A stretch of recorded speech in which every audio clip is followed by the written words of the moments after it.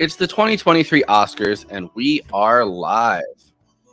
Tonight, we will see which of the films we covered and some we didn't cover will get Best Picture, Best Director, Best Actor and Actress, and Best Screenplay. I want to thank you all for joining us. I think this will be just as funny, if not funnier, than Jimmy Kimmel. Speaking of Jimmy Kimmel, the first time he hosted in 2017 was the infamous Best Picture mix-up. The cast of La La Land was called up on stage when Moonlight had actually won Best Picture. We lost, by the way, but, you know. Guys, I'm sorry. No, there's a mistake. Moonlight, you guys won Best Picture. Moonlight won. Come on, this is not a joke. This is not a joke. I'm afraid they read the wrong thing. This is the 95th Oscars, which started in 1929 by honoring films from 1927 and 1928. As we talked about in the last episode, Jazz Singer, the first talkie, came out in 1927. That's a thing. He's white. He's white? The first Best Picture winner was the World War I romantic drama Wings, which was a sprawling silent film. Interestingly, this year Wings has finally entered the public domain. In 2020, Bong Joon-ho's Parasite won Best Picture, Best Foreign Language Film, and Best Director. That sweep was the first time a foreign language film ever won Best Picture, infuriating Donald Trump when he was back on Twitter. And the winner is a movie from South Korea. What the hell was that all about? We got enough problems with South Korea with trade. On top of it, they give him the best movie of the year. Was it good? I don't know. Last year, we got the infamous slap, where Will Smith slapped Chris Rock. I heard this year, actors actually have to check in their hands into the Academy's special hand receptacles on the way in. Brendan Gleeson, after cutting off his fingers for Banshees of Inisherin, has a leg up on everyone else there already. But before I introduce and bring on the panel, I thought I'd go over the movies up for Best Picture one last time. We have Top Gun Maverick, Women Talking, Elvis, Everything Everywhere All at Once, Tar, Triangle of Sadness, Banshees of Inisherin, The Fablemans, All Quiet on the Western Front, and Avatar 2, Electric Boogaloo. Remember, back in June, in episode 93, we made a promise. If Everything Everywhere All at Once and Michelle Yeoh don't win, we riot. And I believe in my Letterboxd review, I said that if anybody says the movie's overrated, I'll find them and cut them with a knife. And I kind of, it's a little extreme. I get it.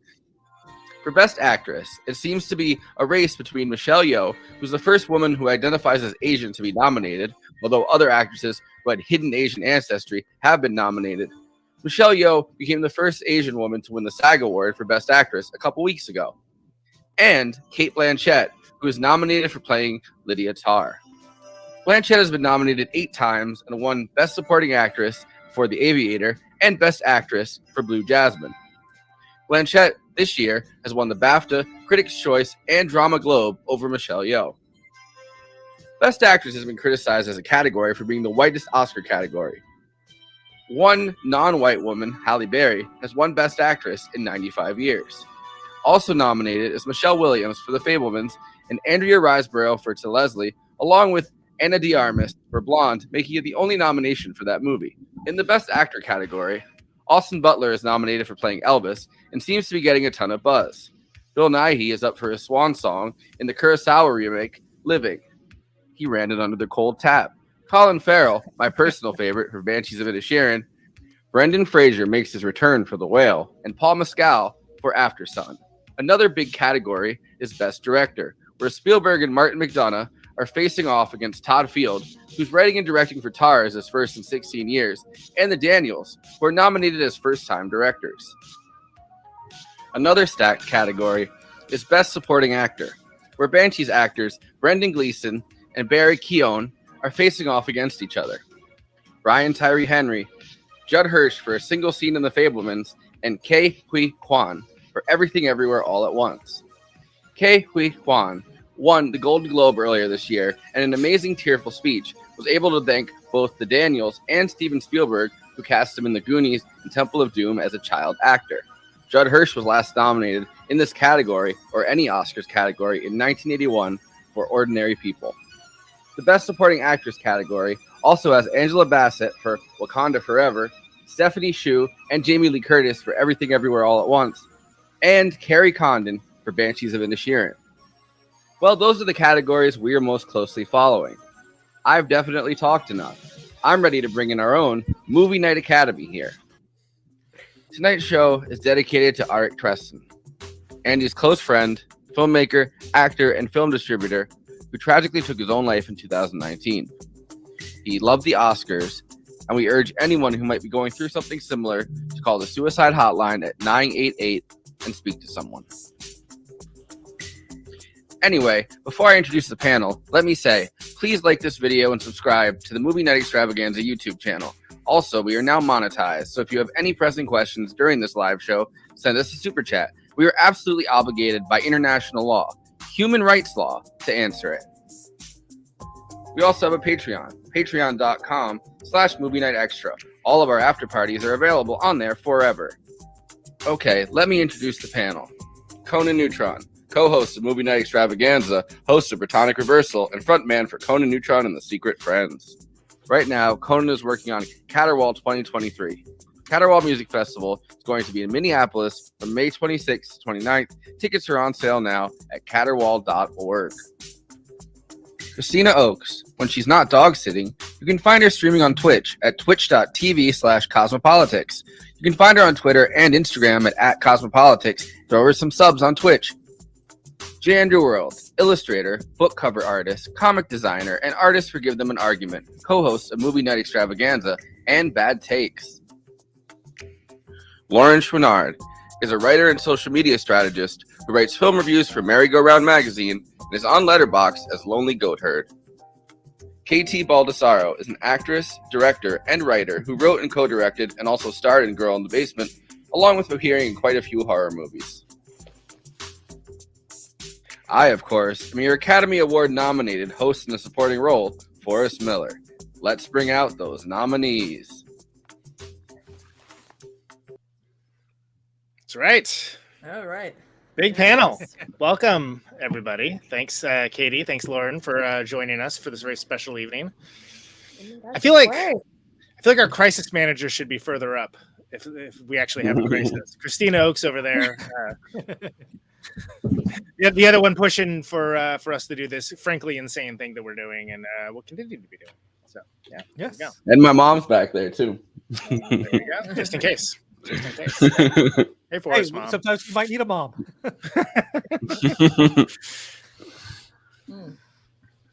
Yeah, so there we go. All right, good stream, everybody. Okay.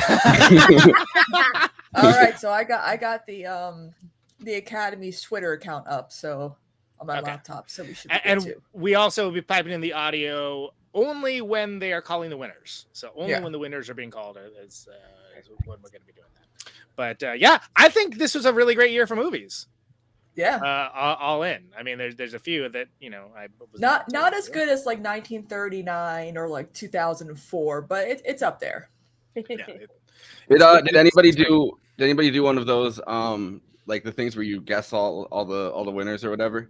I did that I last night. forced my whole office to do it, and oh really? And I told them, and I asked them what they would if they've seen any of the movies, and none of them have seen anything. So I'm very excited. Fantastic. My intern just put Awesome. Avatar for everything, and I was like, well, there will be an award for the worst person. We'll do a little thing. It's like a permanent intern, right? Yeah. Exactly. Never going to get promoted out of the intern position. Yeah, no, seriously. Yeah. If you win the poll, you get a promotion. And if you don't, I'm gonna make you do my coffee forever. We're not saying he's putting your thumb on the scale, but your job literally depends on it. I finally tried watching Elvis. Made it through an hour. Not good. Oh, no. I didn't like it. That's really ambitious of you to attempt. It's not great. It's not great. I watched two Leslie. I had very low hopes because the scene where it's like he's white was the first thing I ever saw. And I was like, that looks terrible. That looks like you're just trying to get like Twitter buzz by putting like he's white in the beginning of it. And yeah, it was just that. The highlight of the film, honestly. Yeah, it's and like I had someone try to sell. Oh no, I'm sure you'll dig it. It's about music. I'm like, no, that's why I hate it. I can't stand Baz Luhrmann. Like it's no, it's not. I love Moulin Rouge, but Elvis, I was disappointed. Australia was even better than Elvis, and that's saying a lot. I agree. Yeah, it's the one that I think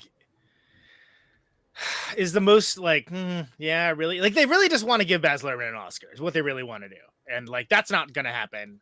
I don't think it wins Best Picture. I think Austin Butler is probably the one thing that they'll take away, and they'll probably get some the costume design awards. Yeah, but Baz Luhrmann, I'm gonna say this right now. He's like Zack Snyder.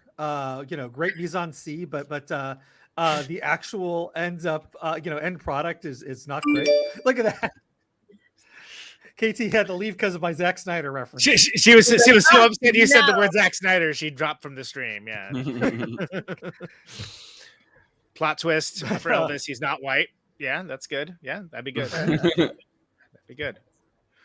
Black Elvis. James Hong is on the red carpet for he's the sporting a look. He's got the googly eyes. So cool. He's so cool.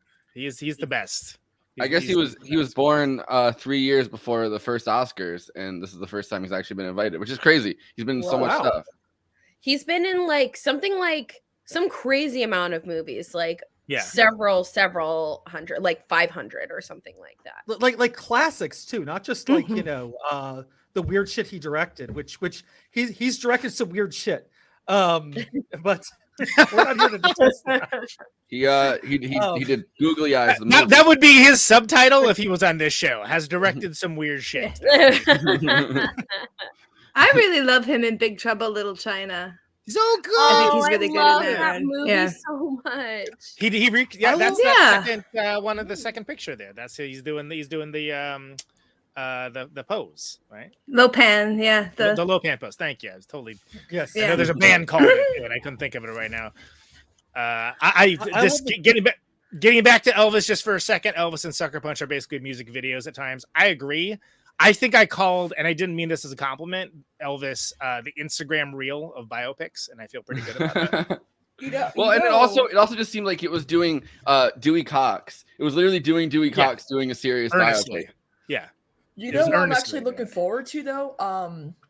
Hopefully this actually ends up correcting a lot of stuff. Dewey Cox. It was literally doing Dewey Cox doing a serious biopic.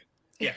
You know what I'm actually looking forward to though? I don't know where that's coming from. Hopefully this actually ends up correcting a lot of stuff. Dewey Cox. It was literally doing Dewey Cox doing a serious biopic. I'm glad John Ross is liking the post though. That's good. I don't know where that's coming from. Hopefully this actually ends up correcting a lot of stuff. Dewey Cox. It was literally doing Dewey Cox doing a serious Anyway, I'm glad John Ross is liking the post though. That's good. Turn off your radio, sir. Yeah, I don't know what's happening. Great. This is Crisis Manager. Crisis Manager. What are we doing, Crisis Manager? What is happening? Help us! I don't know any It sounds good now, but it just would mean that someone probably. So glad everyone else is tripping too. Yeah. I spent all afternoon on my lighting. Oh man, DLC's finally kicking in for all of us. I'm not in charge of tech issues. I'm in charge of if someone's water breaks or if Will Smith's. Maybe a wardrobe malfunction. Will Smith There's comes an act in. of violence. Will Smith breaks down the door and comes in just drunk and just like ambles in and like he's like Chris Rock and just fucking slaps Jimmy Kimmel. You know what's interesting? We're getting more Elvis though, because there's gonna be a Priscilla Presley Elvis and Me adaptation starring what's his face from Euphoria as Elvis. So I'm like, oh great, more Elvis, but more from like Priscilla's the guy who plays Nate. Yes, he's playing Elvis in the Priscilla biopic. Yep. I think Sofia Coppola is directing it.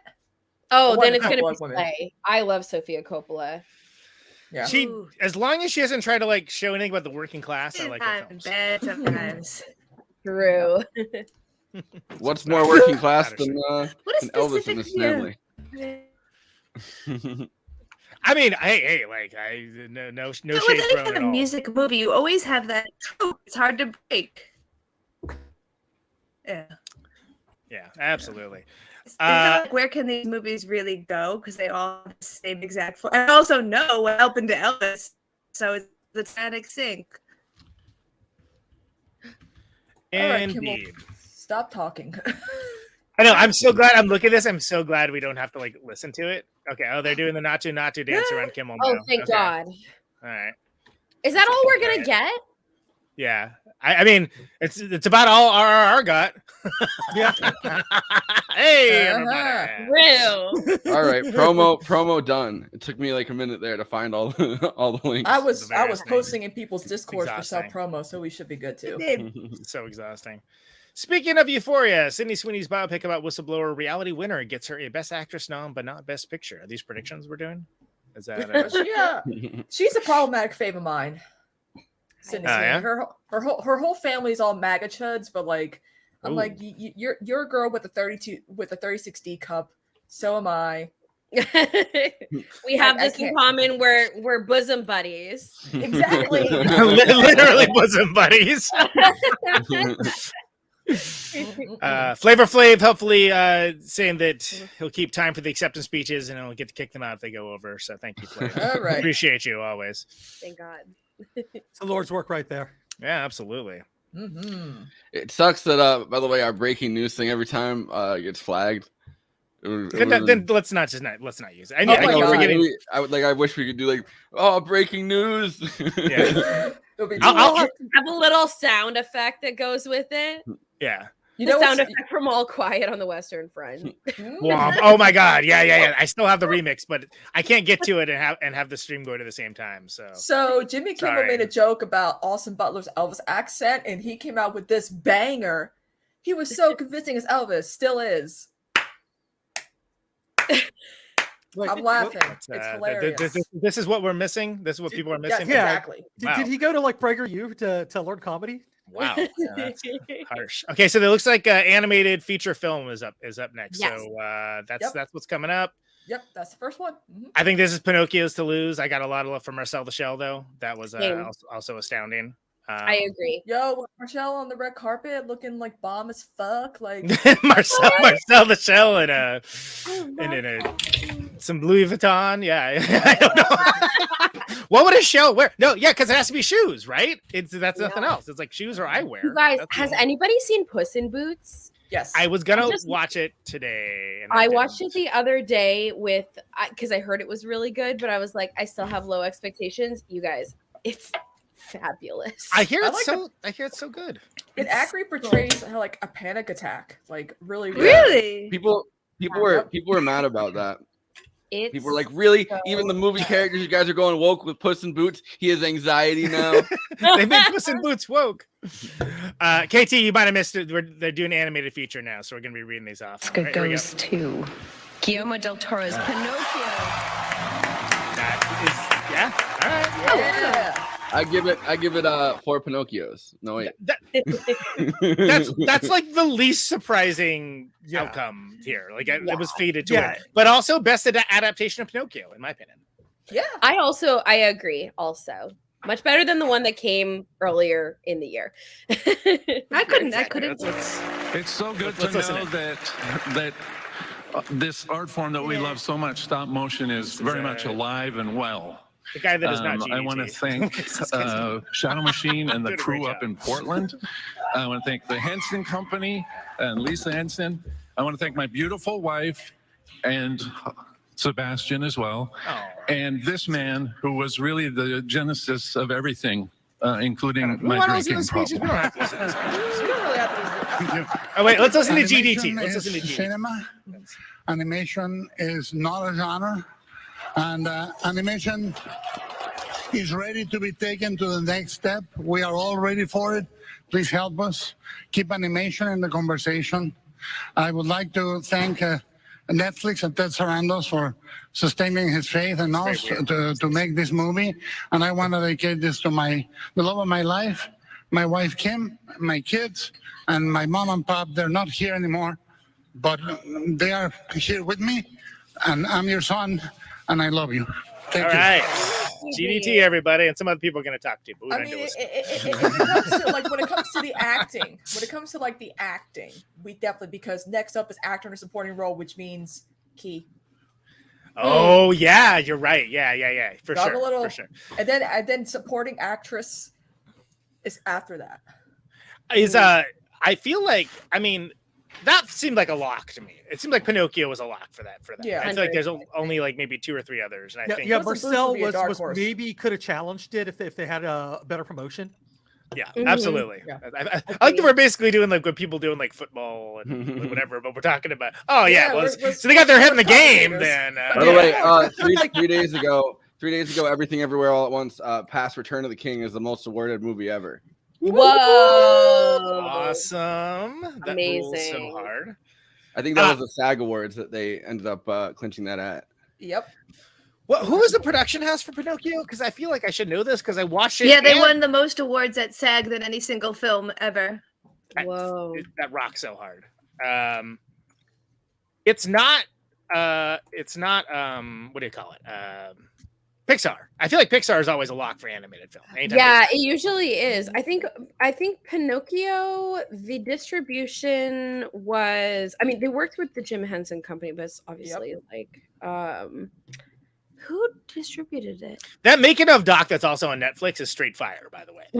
If you like animation and like you can still do that type of animation today. Like physical. What do you call it with the articulated figures doing the stuff and the thing? I'm doing a great job here. But this documentary is for you. It's amazing. I was blown away by it. Yeah, you couldn't make that kind of animation today. Animation. I think for animation, Pinocchio was a Netflix original. I think that they sponsored. Okay, really? Yeah.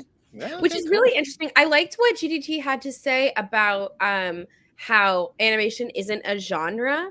Like I love that he's putting forth the idea that animation is just the lens that you view the genre through. I think that's really important because everyone treats it like freaking kids films, and it's not all just for children. Like Pinocchio was super dark. It really was. And by the way, can I just say, and I said this earlier, I would love it if there was like a spin-off prestige TV series of those Underworld bunnies. Because they workplace drama. Actually, I love them. I love them.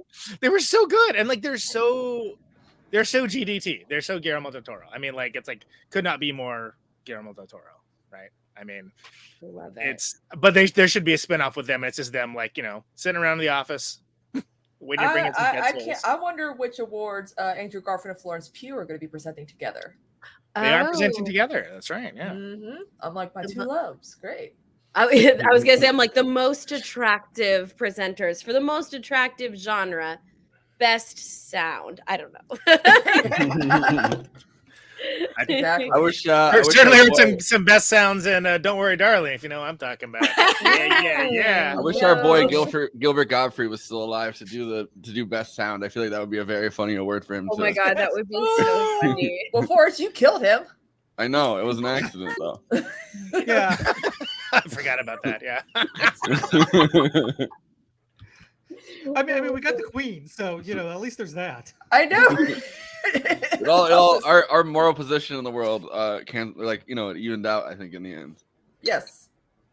Yeah, exactly. Karmically, it all came out in the wash. Are we on a commercial break or what's going on here? We're on a commercial break. I have up on my TV. I have the live cast going, but I have it on mute, so I'm reading it with subtitles, and it's I got a little pop delayed.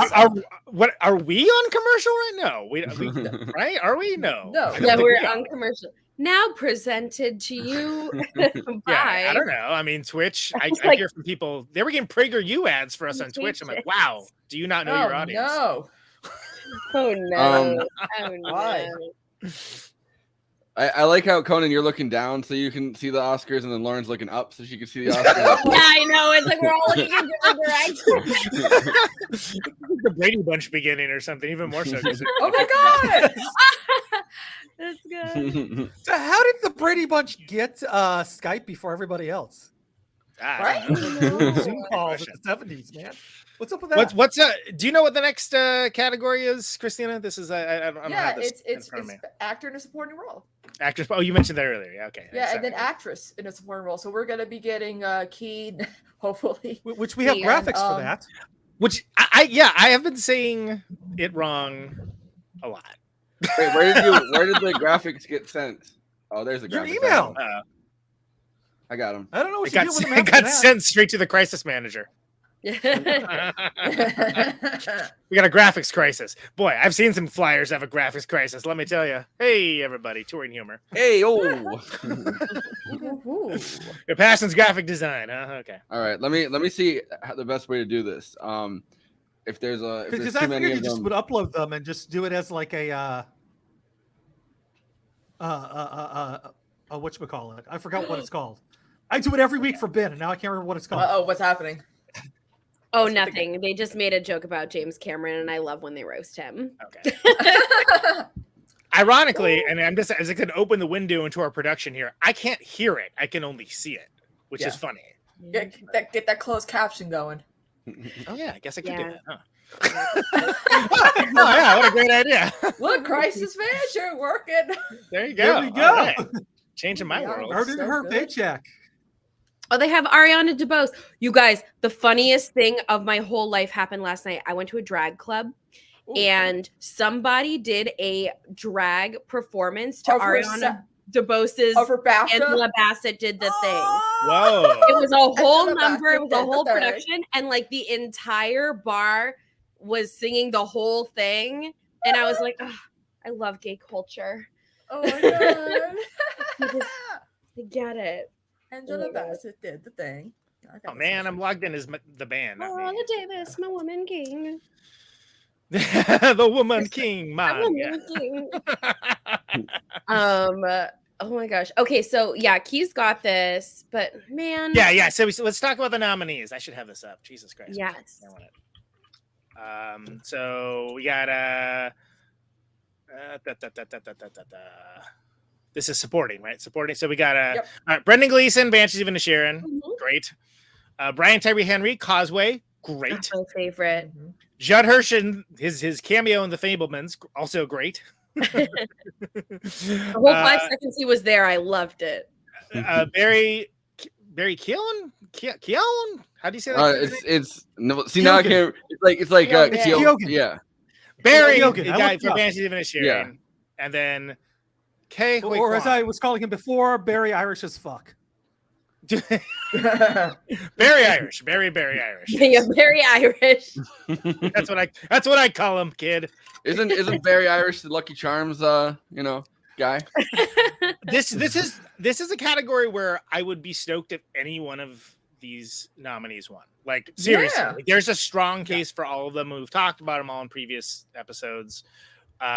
I would love Brendan Gleeson to get his flowers. Judd Hirsch. It's like since the Ned Beatty scene in Network, never has someone been less amount of time on screen, but had such a big impact. Causeway, Brian Tyree Henry makes that, and he's a chameleon. He's like that guy's an incredible actor, but he's also young, so it's probably not going to be him. But then it's also Barry. That BAFTA likes him, so they liked him very much. People like my mom's like, what are the BAFTAs? I'm like, they're basically the British Oscars. Yeah. So even winning them is a big deal. But we all know who we want it to go to, right? I think we're all one mind with this, right? Yeah.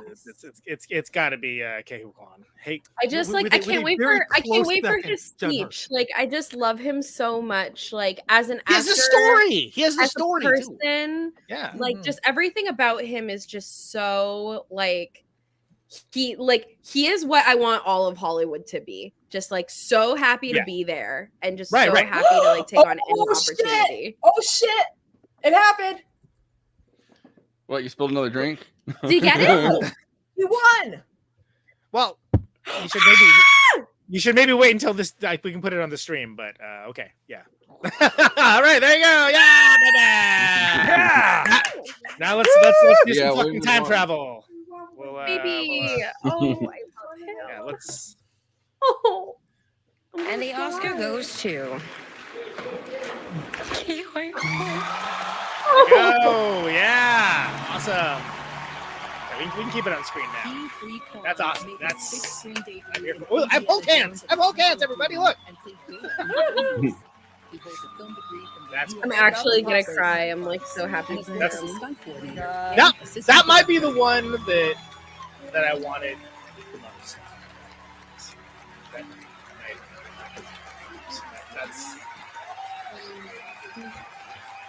That's amazing. Then Toto Bros. Oh, he's so cute, you guys. I love him.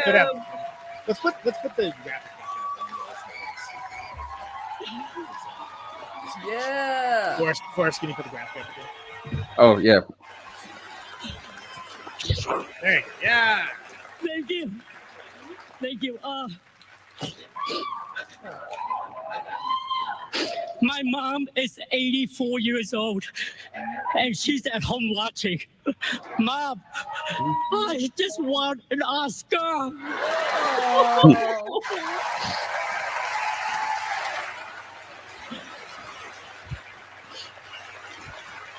My journey started on a boat. I spent a year in a refugee camp, and somehow I ended up here on Hollywood's biggest stage. Amen. They say stories like this only happen in the movies. I cannot believe it's happening to me. This is the American dream. That's the Fablemans we all want. Thank you so much. Thank you so much to the Academy for this honor of a lifetime. Thank you to my mom for the sacrifices she made to get me here. To my little brother, David, who calls me every day just to remind me to take good care of myself. I love you, brother. Thank you to Kendall for all your support and everything you've done. Thank you to A24, to Daniels, Jonathan, Jamie, Michelle, and my Goonies brother for life, Jeff Cohen. Oh. But I owe everything to the love of my life, my wife Echo, who. That's a great name, Echo. Who? I know. After a month. We just had one on here a little bit ago. Here for 20 years, told me that one day, my time will come. Dreams are something you have to believe in. I almost gave up on mine. To all of you out there, please keep your dreams alive. I'm trying.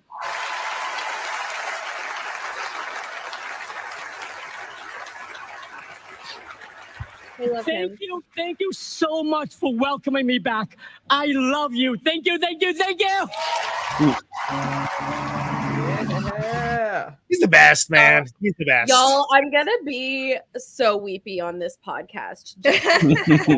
Already beginning. We're only 30 minutes in. We've got quite a few people watching right now too, so this is good. Oh my god! Hey guys. KP, as the only like working actor on the stream, how do you feel about this win? I feel like exactly what Lauren just said. I regret wearing eye makeup because you tell me. when they, that sentence, "Don't give up on your dreams." When we're looking at actors like these people who are nominated, like Michelle Yeoh is in her 60s, to see people like Margot Martindale having a moment, it's just amazing because you get over 30 and you think, if I haven't had my chance, I should stop trying. And it really is. It just hits so. You're right. You're right when you said this is the Fabelmans that America really wants. Mm-hmm. Yes. Yeah. So we got supporting actress up next. We got Angela Bassett for Wakanda Forever. Doing the thing. I do love her so much, though. We have Hong Chow in The Whale. We have Carrie Condon for Banshees. And then, this is tough, Jamie Lee Curtis for Everything Everywhere All at Once. And Stephanie Sue for Everything Everywhere This All is at going to Once. be such a tough category. I ultimately went with Carrie, but it could be any of these women, and they're all great. I want Jamie Lee so bad. If we get Jamie, we're going to cry because she's going to give us a speech. If Angela Bassett wins, I want her to point at Ariana and be like, "I did the thing." I did the thing. I know, dude. Cool. I think that for supporting categories, like it could be anybody. These are crazy good. Like, even I did not love The Whale, but Hong Chow was unimpeachably great in it. She was very good. Hong Chow was great in everything I saw her in this year. Like, she was my favorite part of the menu. She was the best part of The Whale for me, even though I do love Brendan and he's my pick. But like, yeah. And Stephanie, she's like, she's kind of the heart of that movie. Really, acting her nuts off. I feel like, and she wasn't getting nominated as much as Jamie Lee was at the beginning of awards season. I was so happy. Oh God, Christina, Jamie Lee Curtis wins. Discuss Best Supporting Actress. Jamie Lee All got right. it. She won. Yep. Yes. Yep. Okay. All right. Good. Give me that speech. I gotta say, let's now hear the thing that Her already has face. happened. She literally said, "Shut up." Oh my God, Jamie. All right, there she goes, everybody. Jamie Lee Curtis, Everything Everywhere All at Once, baby. Jamie Lee Curtis made her That is such a great in the role. horror I mean, classic Go Halloween. Nepo baby. 45 years later, producer on the You're such a Nepo baby. But here's another actor that's been doing their dime for so long and not getting these kind of roles, not getting the chance to say, "I'm really good at this." yes, doing it. So let's hear it. I mean, she's had some pretty incredible roles, but like she transforms herself in this to a crazy level. All right, here she goes. Let's listen. Let's go. Get it. Get some. Also, she looks Stop. beautiful. I have 45 seconds, and I promised Janet Yang I wouldn't do it well because I'm a good girl. I know it looks like I'm standing up here by myself, but I am not. I am hundreds of people. I'm hundreds of people. I am where are the Daniels? Daniels, Jonathan, Leyline, the entire crew, my bae Michelle, Key, Steph. I love how she always calls her bae. Group So of cute. artists who made this movie. We just won an Oscar.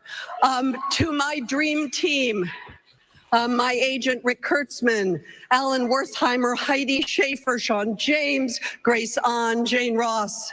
We just won an Oscar. To my family, my beautiful you said John husband, Ross for a second. Christopher Guest. Wait, I didn't know that Jamie Lee Curtis was married to Christopher And Guest. You didn't know that? No. My sister That's Karen just that won an marriage Oscar. was all time. To Yeah. all Oh my of God. the Yeah. I want to invite her to people that who dinner have party. supported the genre movies that I have made for all these years, the thousands and hundreds of thousands of people.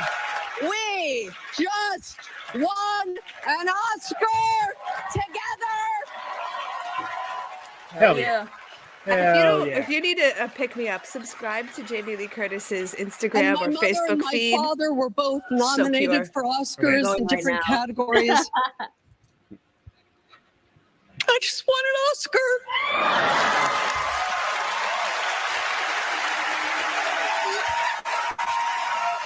That rocks. I'm so That happy for her. And Okay. I've mean- heard so many wonderful stories about like when she was on set, she would just like, because they had really low budgets, and she would just out of her own pocket be like, "I'm gonna get food trucks so that everyone can have like a really good meal today." And like That's what's up. she's just like First time winner. First time Oscar winner.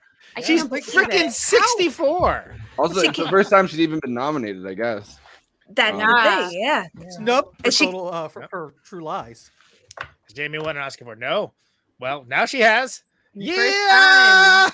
She's so cute. She showed up to the Oscars with little tiny awards to give to everybody else in the movie. This way, no matter what, she's like, we'll all win something no matter what. Oh my god. So documentary feature film is up next. Okay. Let's go. Cool. Are we on a commercial? Is there a commercial break happening right now? Well, not for us. There's a vocal performance going on right now. Oh. Yeah, vocal performance of me talking. That's right. We've heard of women talking. This is neutrons talking. Yeah. Who's performing right now? Is this Rihanna? What's it? I don't have. I heard that Stephanie here is going to perform the song that is nominated from Everything Everywhere All at Once. Oh, nice. She is, because Mitski isn't able to make it, so she's going to do it. I mean, she's been on Broadway forever. She played the computer in I SpongeBob musical. was going to say she was Karen in SpongeBob the musical, Karen the computer wife. Yeah. Was that the one with Bowie? Which one? What? Was David Bowie in that SpongeBob one? I know he did something with SpongeBob. Oh, absolutely. Was it the musical? I think it was the musical. So crisis manager.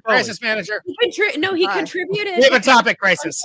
Because a bunch of people wrote songs for it, and I think that David Bowie wrote a song. No. Bowie voiced somebody on SpongeBob once. Wait, really? Yeah, well, that makes sense. Everyone did. The crab is the Kurgan. Oh, that's right. He does a lot of voiceover work. Oh, they wrap me up. God.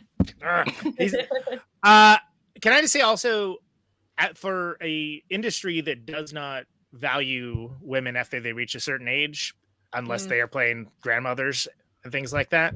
True. And even then, yeah, like this is important. And it's not to say that everyone else wasn't worthy. Obviously, they were. But yeah, that's big. And it doesn't correct the decades and decades of that particular behavior. Don't get me wrong, but no, but it symbolizes a change in direction. I think a lot of people look at the Oscars and forget that, like, what happens when a movie that like Green Book wins versus say more like a movie like Moonlight.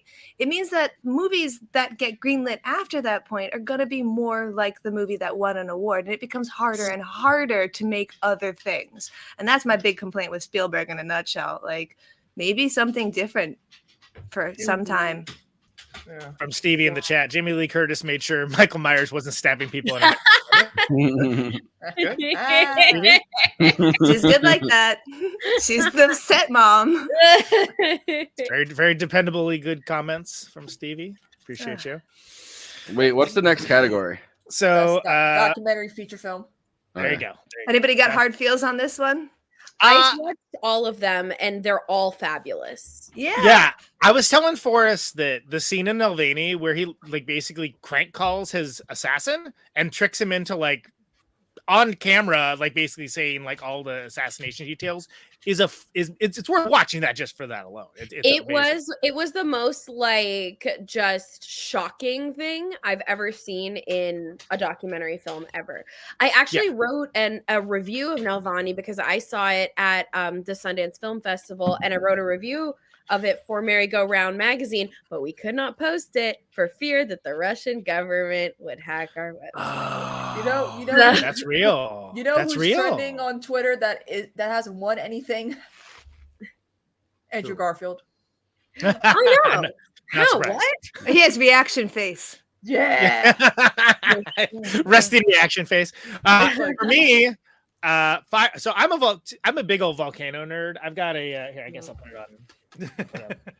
I got a volcano postcard here that has a prominent place by my desk. Here, let me just solo lay out this because this was a gift from a friend.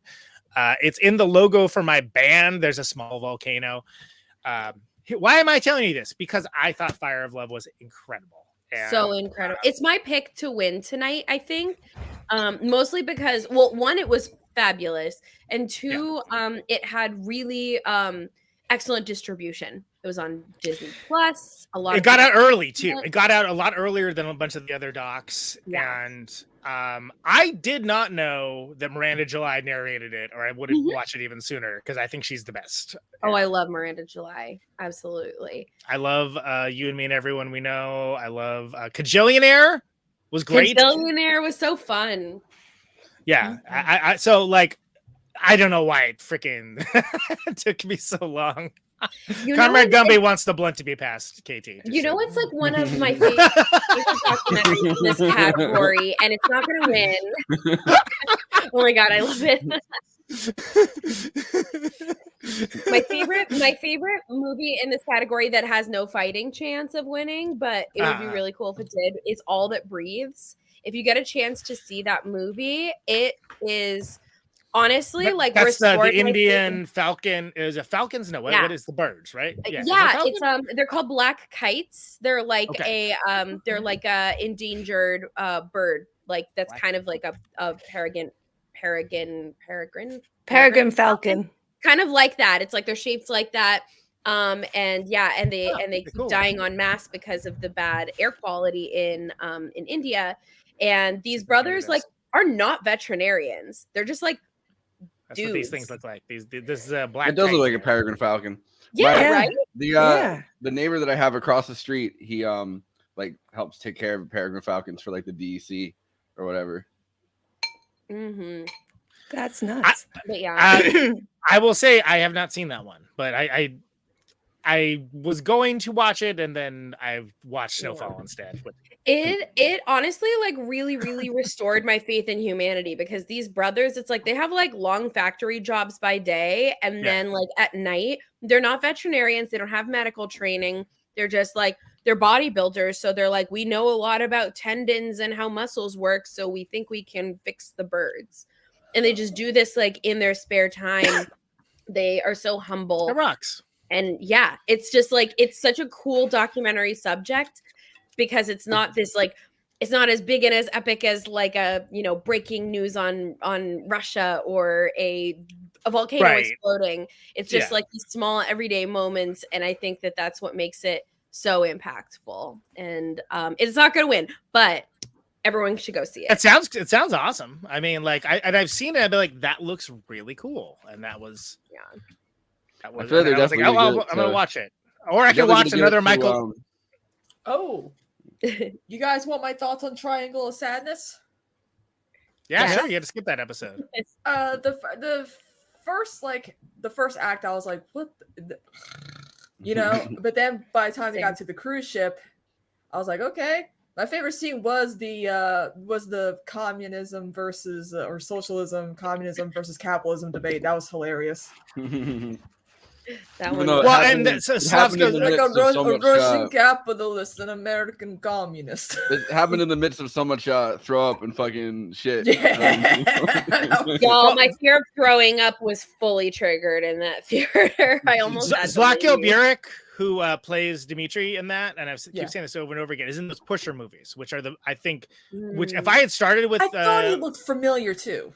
If I had started with the Refn movies with that, then I would have had a totally different viewpoint on that guy. But he's great in that. He won some awards for the overseas awards as well. But yeah, Triangle of Sadness, good, too long, like most movies. Yes. You know, like I mean, it's but enough. again, like So what'd you think of the third act? Since you never quite got Harris there. Dickinson. Wrap it up quickly, so we got another category going. So cool. Oh, which In one's conclusion. coming next? What is next? Is it best documentary feature? Is it best yeah, documentary? Right, it's documentary. It is documentary. Yeah, I feel like it's definitely gonna be Nalvani. Like they're not. There's no way they don't give it to him. Imagine Slavoj Žižek as the ship's captain. Oh, Riz Ahmed, I love you. Although I gotta say, like, socialist Woody Harrelson was pretty great as the ship captain. I gotta say. Yeah. Quasi. And then he went on SNL and spewed COVID vaccine misinformation. Yeah. He was high. Hey, don't blame it on the weed. I blame it on him being an anarchist. We just highlights that. Also, Harris Exactly. Dickinson does a good American accent. Like I keep forgetting he's. That's got what a we were deep- saying. Yeah, we kept forgetting that he was not a. He also That played was not Paul his- Getty III. Hey, You love Jack. to hear it. You love to hear it, folks. I do. All Yes, right. both you and I went for a good nah. Sure. Good day, sir. Good day. Quite All right, so Doctor. I would be shocked if it's not Fire of Love. But Yeah. you think it's gonna be Mulvaney? Well, I guess that's true because everybody's like it's against Putin, so therefore everybody. Well, he went to jail for the State Department. Like they had a whole plan, and he was like, "I guess I'll do it." And he ended up going back to Russia and going to jail for that. They're not gonna. There's a connection there. I feel like that because what it is essentially a propaganda film for the post Ukraine war. Just the concept of it, like just all of the rollout, the media. I think that's some reasons why like some people have gotten behind it. It's not meant to be a propaganda film at all. But it's I kept away from it for a long time because I wasn't in the mood to hear about more Russia stuff. But it is worth it if nothing else for that scene. And actually, it's a pretty good character study of him and his family. I like that he's better at TikTok than his daughter. That was hilarious. Oh my god, so funny. But I'm not But yeah. saying I didn't see the movie, so I don't know. What I'm saying is the media rollout behind him, right? Like the constant barrage of media about him specifically is because that's their candidate for when Putin gets thrown over the edge. So we'll see if the lib vote really takes it over the top here, or if volcanoes win the day. And Everyone loves the volcanologist. So their volcanologists are great. Star Trek crossover, high fantasy. Yeah, It's incredible love story. It's incredible, like And they're follow what you. announcing the winner. Oh no! The Oscar goes to. Wait! Hold on. Oh! Navalny. It is all right. There you go. Wow. Well, they didn't let Zelensky give his speech, so now they're like, "Oh, we got to do something." Yes. The second year in a row. I'm like, based. In Germany.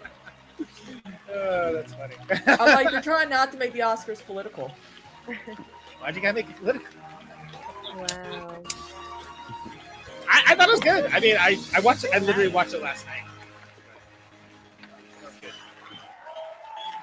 This is awesome. Good for them. Thank you to the Academy. This is the guy. He's like. We are humbled to be in the company of such an extraordinary crop of documentary filmmakers. These films redefine what it is to make a documentary. To everyone who helped make But our it's film, Canadian. you know who you are. Your bravery and courage made this film possible. We owe so much. All right, so to our expect the Academy to Bulgarian get nerd hacked with a in laptop, 5, 4, 3, 2. just with a gif of Will Smith slapping Chris Rock over and over again, and a Russian flag behind it. That empower our work. Maybe merry-go-round will post my review now. Yeah, exactly. Fish fry. Yulia, Dasha, and Zahar, thank you for your courage. The world is with you. I like the idea of being like, and I wish Navalny was here. He's in the Russian There's prison. one person who couldn't be with us here tonight. Yeah. Academy's gonna look like this. Alexei Navalny, the leader of the Russian opposition, when they get hacked. Here we go.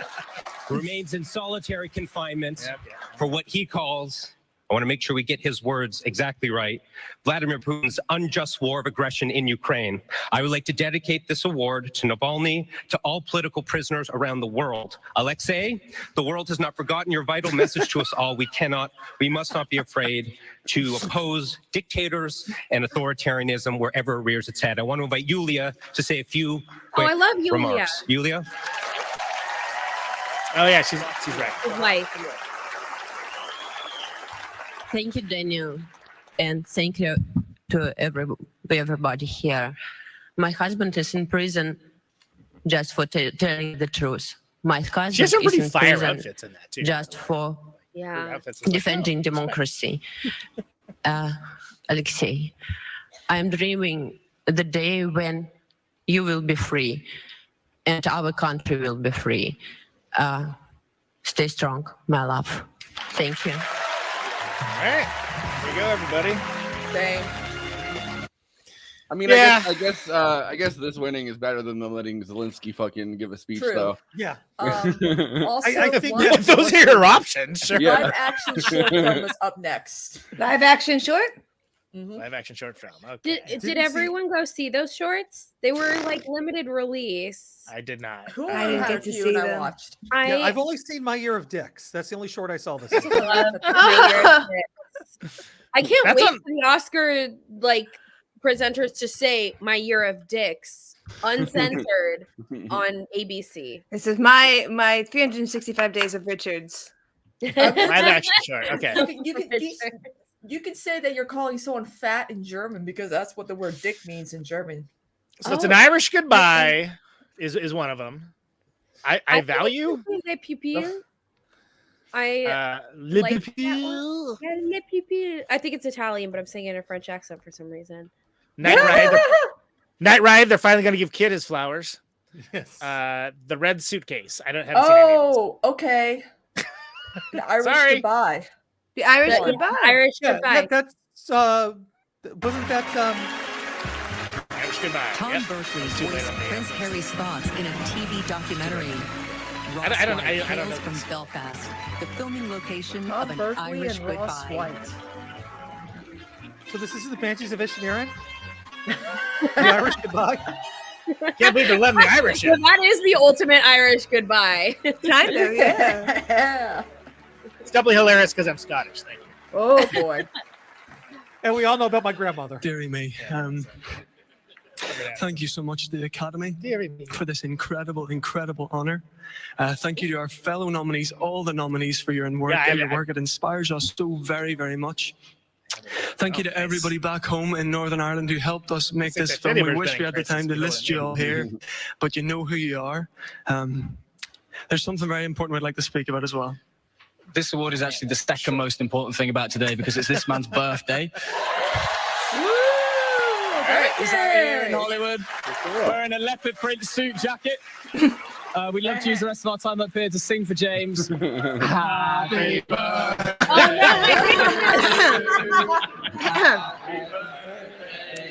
Fair.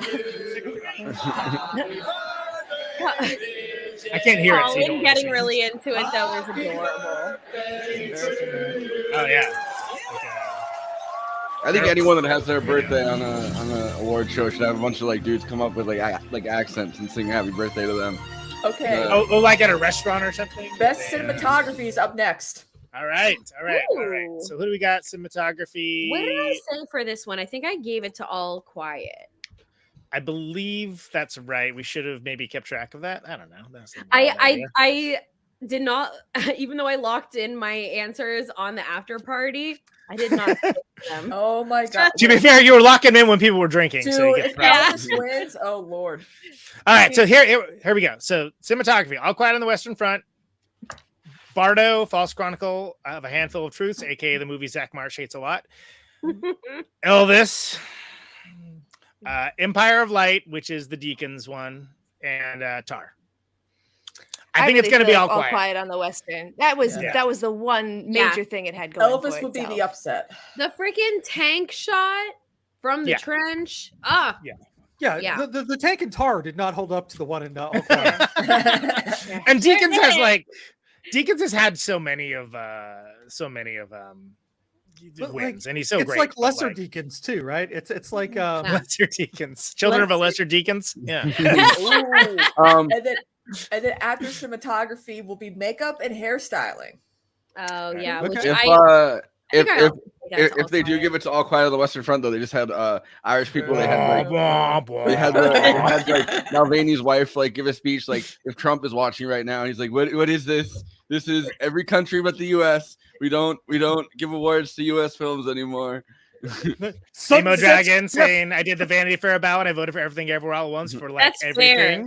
You have really good odds if you just vote for them for everything. Yeah. Hell yeah. One of my Twitch chatters actually clipped me predicting that Everything Everywhere at Once was going to win at least 7 or 8 out of the 11 nominations. They're doing great so far. They're the one to beat. I mean, it's with All Quiet on well. the Western Front, that I heard you talking about the soundtrack with that like triple brown note. It felt like kind of like a Leonard Bernstein brown note sound. It was weird, right? Yeah, we Hold on. literally We can break away for a second. Talking about just those 3 notes. I swear, it was They very really pushed for best score. You guys, I'm watching the trailer right now for the Hold on. Oh yeah! It's back, people. It's back. The remix. Yeah. People who are just hopping in are like, what the fuck is this? What's happening? Yo, but imagine being like German. Imagine being the French army, and you run up to the trenches, right? Run up to the trenches, and then you hear that shit playing in the trenches, and everyone's fucking, and you're like, It's sprockets. These are not the trenches I was told about, yeah? what accent was that? That was like Finnish, I don't know, but I'll allow it. German, Swedish. So that was the like from main show to post show remix that I did of the wah wah wah. It's 7 minutes. And my other bit was I said that dude got paid by the note. He got paid very well. It was like $30,000 per note. I just can't believe they're really pushing for All Quiet on the Western Front for like best like original. And I'm over here like wah wah wah. Like they're pushing for this win over these 3 fucking notes. And I'm like why? I'll give it cinematography. The color grading is impressive. Everything, the shots, but like, wow, how did you fuck the soundtrack so hard? I'm like, no, I swear. Call me. Yeah. Well, no. I will say this: I didn't pay attention to the soundtrack when I watched it, but I also like it didn't stand out to me. So like that's either a good thing or a bad thing because like you know, sound like the Residents. It's that one Resident song. Ooh, that's a really good observation. For me, it was a lot like All Quiet on the Western Front, where I'm like trying to get into, and not All Quiet on the Western Front. I mean, on the waterfront with Marlon Brando. Bernstein. You're trying to get into it, but every once in a while the trumpets are so fucking loud that I'm actually jumping. And so I was trying to watch All Quiet on the Western Front, and I'd be like, blah, blah. I'm like, oh, for fuck's sake. I just, It kind of reminds Mission me Impossible 2, Hans Zimmer fucked that movie up so bad. Well, Hans Zimmer has been trying to listen to what he did in that fucking Dune. I'm sorry, what his crew did for Dune, where it's just like, okay, obnoxious noises, cool, we get it, we understand. You did this before, you ripped off other people that have done it. Like it's like that's impressive sounding now. I don't know. Another problem I had with The Whale, by the way, oppressive soundtrack. Like, dude, you don't have to like tell everyone to feel every 5 seconds. Thank you. But I've always felt that about Darren Aronofsky's projects. Like, I'm like, oh, how melodramatic does the music have to be? Like, That's fair. That's why I like Black Swan, because they really just went with like the actual Swan Lake like ballet music for most of it, because it really represents like the actual like We're talking about. Speaking of which, well, I actually liked the soundtrack to Pi, which is much like this. Yeah, that's true. I did like Pi. Yeah, when the soundtrack lends it to the story, like in the case of Black Swan, definitely, but it doesn't feel like it always does. Yeah, I agree. We don't need to hear the whole remix again. That's fine. So yeah, we got All Quiet on the Western Front. Bardo, I skipped Bardo. Zach Marsh despises it. I watched it. It was fine. I'd rather watch Birdman. Yeah, Elvis was. I have thoughts about Elvis. Elvis Empire of will Light. be upset if that wins. Children of a Lesser Deacons. Right. Tar was great. Tar was great. Yeah, the cinematography. Wins, though. Jonathan cinematography. Majors. Yeah.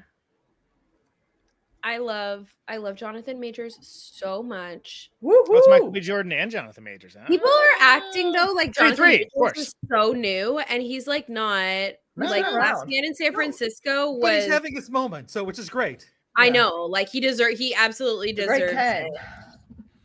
Do you want to hear what these guys have to say, or do we can throw on there? Let's see. Well, first of all, we cast you. It's a great answer, Michael. Thank you. Second, give the cinematographer the space to put the camera low, pointing up, like Spike Lee and his legendary cinematographer Ernest Dickerson did with Malcolm X, as you can see here. Yeah. With their signature best part of double Fable. shot.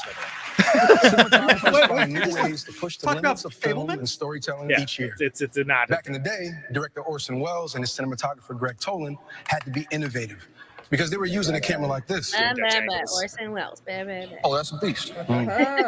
That's enough. That's enough. Love you, dudes. That's enough. Although, you know Yeah. what? The Third Man has a crazy ass soundtrack, and I like that. Zither. It's all zither. We Yeah. covered it, and I it's love it. wild. There's a whole story behind all that zither. All Yeah. that zither is lesser known sequel to all that jazz. It just wasn't as well received. We So you could spent the definitely entire do week it. like trying to get Conan to bring a zither on the stream. Gotta zither it up, man. Yeah, don't have that in the arsenal anyway. But yeah, I think I'd be shocked if it's an All Quiet. Mm-hmm. And for the reasons you mentioned, I mean, there's some incredible stuff in there. So I mean, I think that's gonna happen. It's weird that Deakins is nominated, and it's just not really. It's like he's just phoning it in, pretty much. On that one. I mean, sometimes you just don't have anything to work The with. winner is the winner. All right, hold on. Let's hear it. And the Oscar goes to All Quiet on the Western Front. There we go. Yep. Undeservedly so. Oh my god, no! They play the bull. They play that every time they win something. Wah, wah. They keep doing it. It's probably all those dudes' ringtones.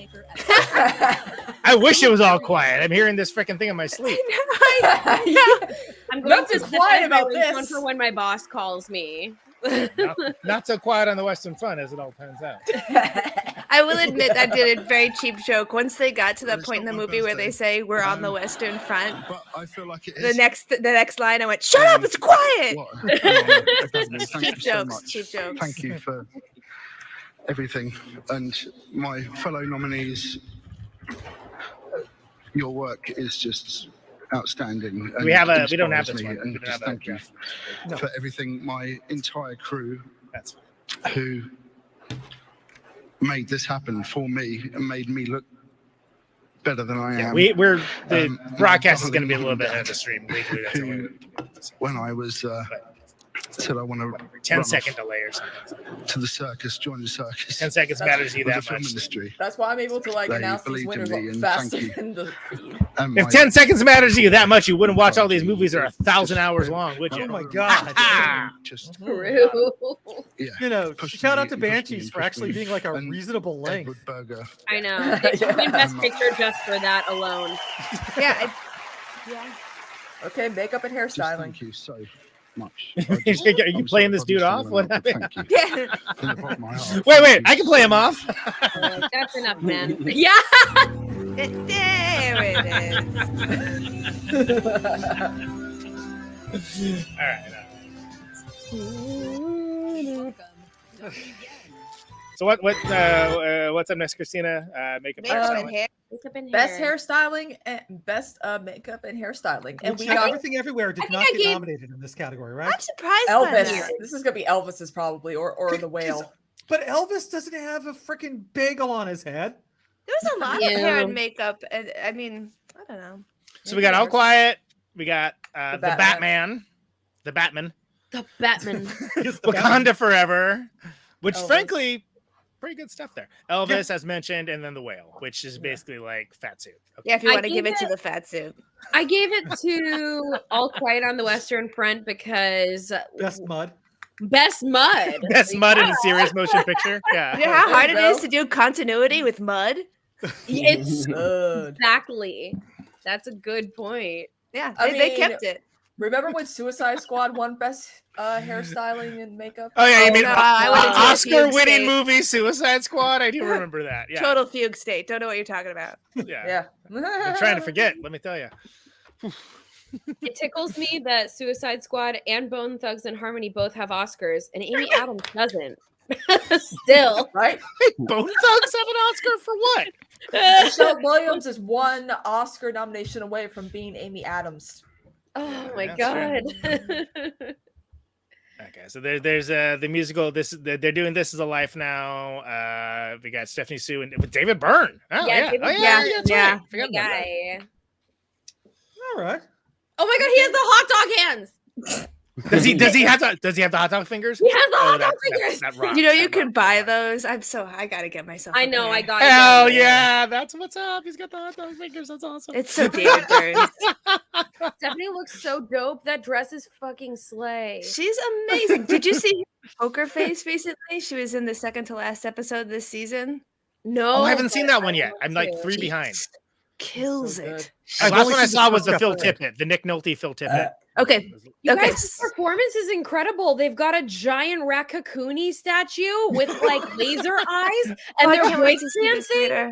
Oh, this is amazing. I wish we could show what it. is happening? I love it. I mean, this is the Everything Ever All Once song, right? Yes. Yes. It has to be chaotic. Oh my god, it's chaotic. It has to be. The film's chaotic. I love this. That's why some I people just don't want us to get demonetized. not that it matters that much, frankly. Hey. Oh my god. He didn't hear me. I was talking to this guy. I can't with the I'm saying I don't get any money from this show.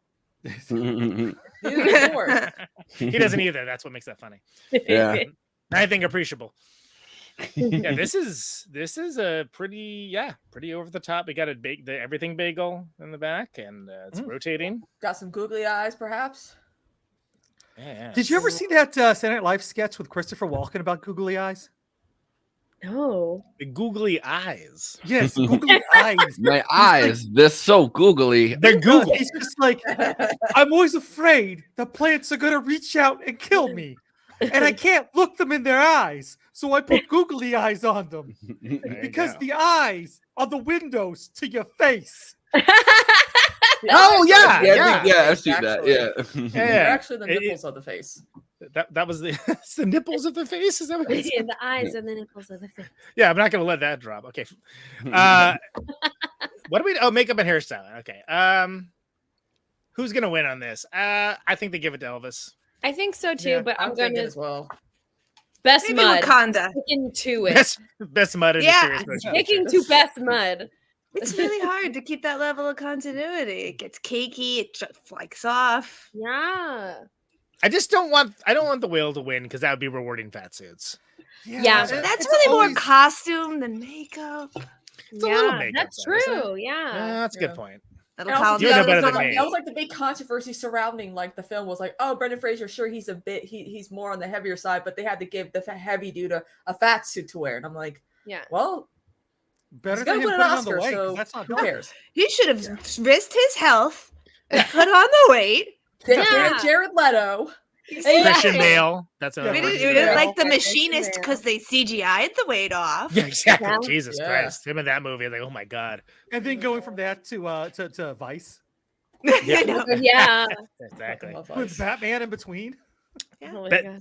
Best fat suit in a serious motion picture. Coming up next now. Best mud, best fat suit, Best best Tyler- Best fat suit. It's Tyler Perry,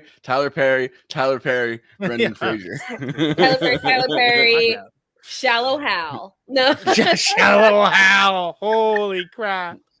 Oh my god.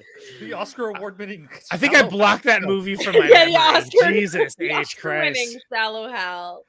Oh wow. Before Amy Adams, for sure, that would happen. Yeah.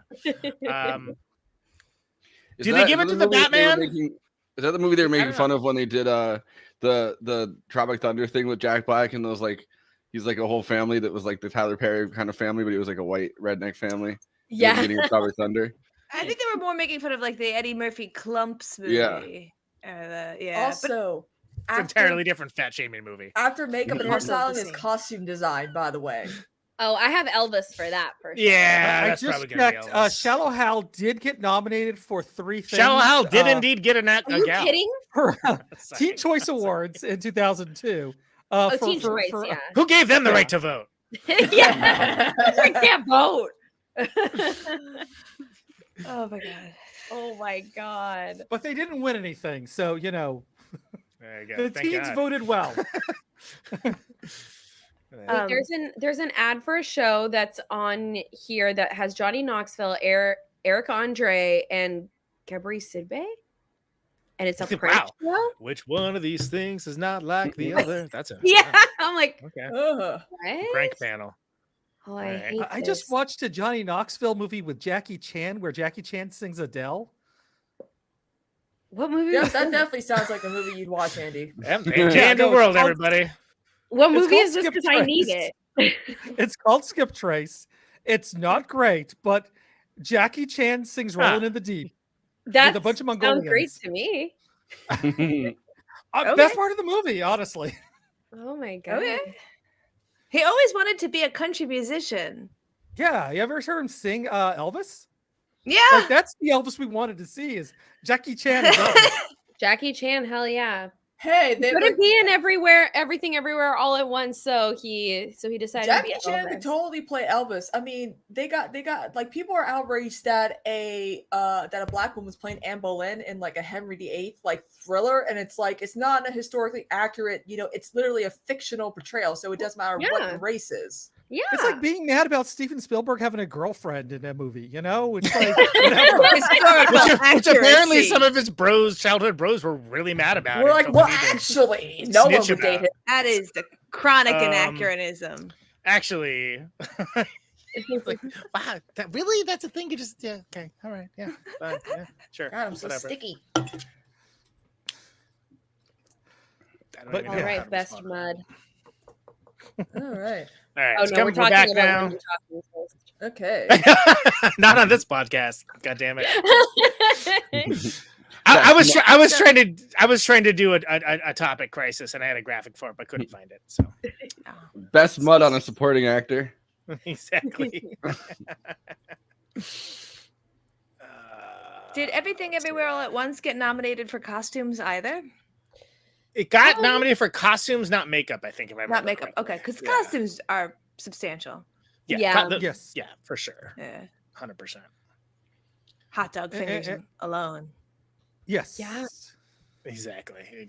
David Byrne endorsed. Sarah Polley looking good. I love Sarah Polley. I do. Got big 1920s energy with that tuxedo. Looking good. Did you see her interview on Canada Land?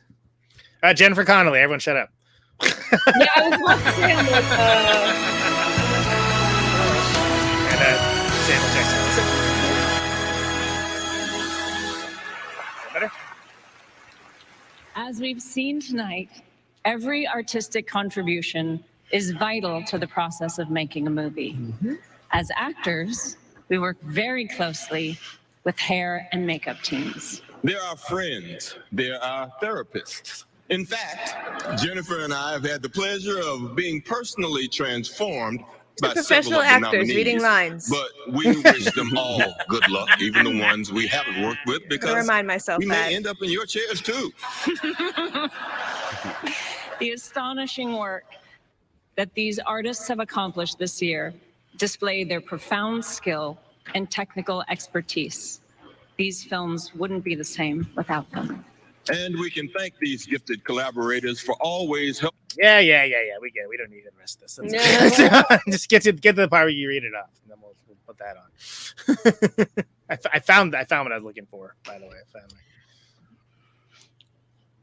which makes me one step ahead of you two, doesn't it? I was gonna make that joke, but I was like, how to get the segue? This is what comes from coming up doing a show on your own. You get pretty quick. Nonsense. my husband coming in hot with my bottle of wine. Hey, good man. Just in case the whale wins, this is needed. That's needed for a different reason. Yeah, someone just sent me this on Twitter and reminded me of the 2015 Oscars. Right.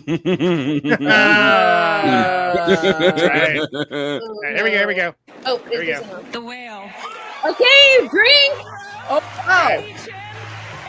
There you go, folks. Fun fact, those fat suits are mostly sulfur and are very hard to be around. Just like that movie's playing, I'm hard to be around. Wait, I'm so mad. Into the severest extreme without covering his face and allowing for his emotional range of expression. I gotta say though, my favorite thing about this movie is the Chinese title, which is My Whale Dad. Yeah. My Whale Dad. Yes. Isn't that the alternative title for Camus? Yeah, Blackfish. Also, my well, Dad.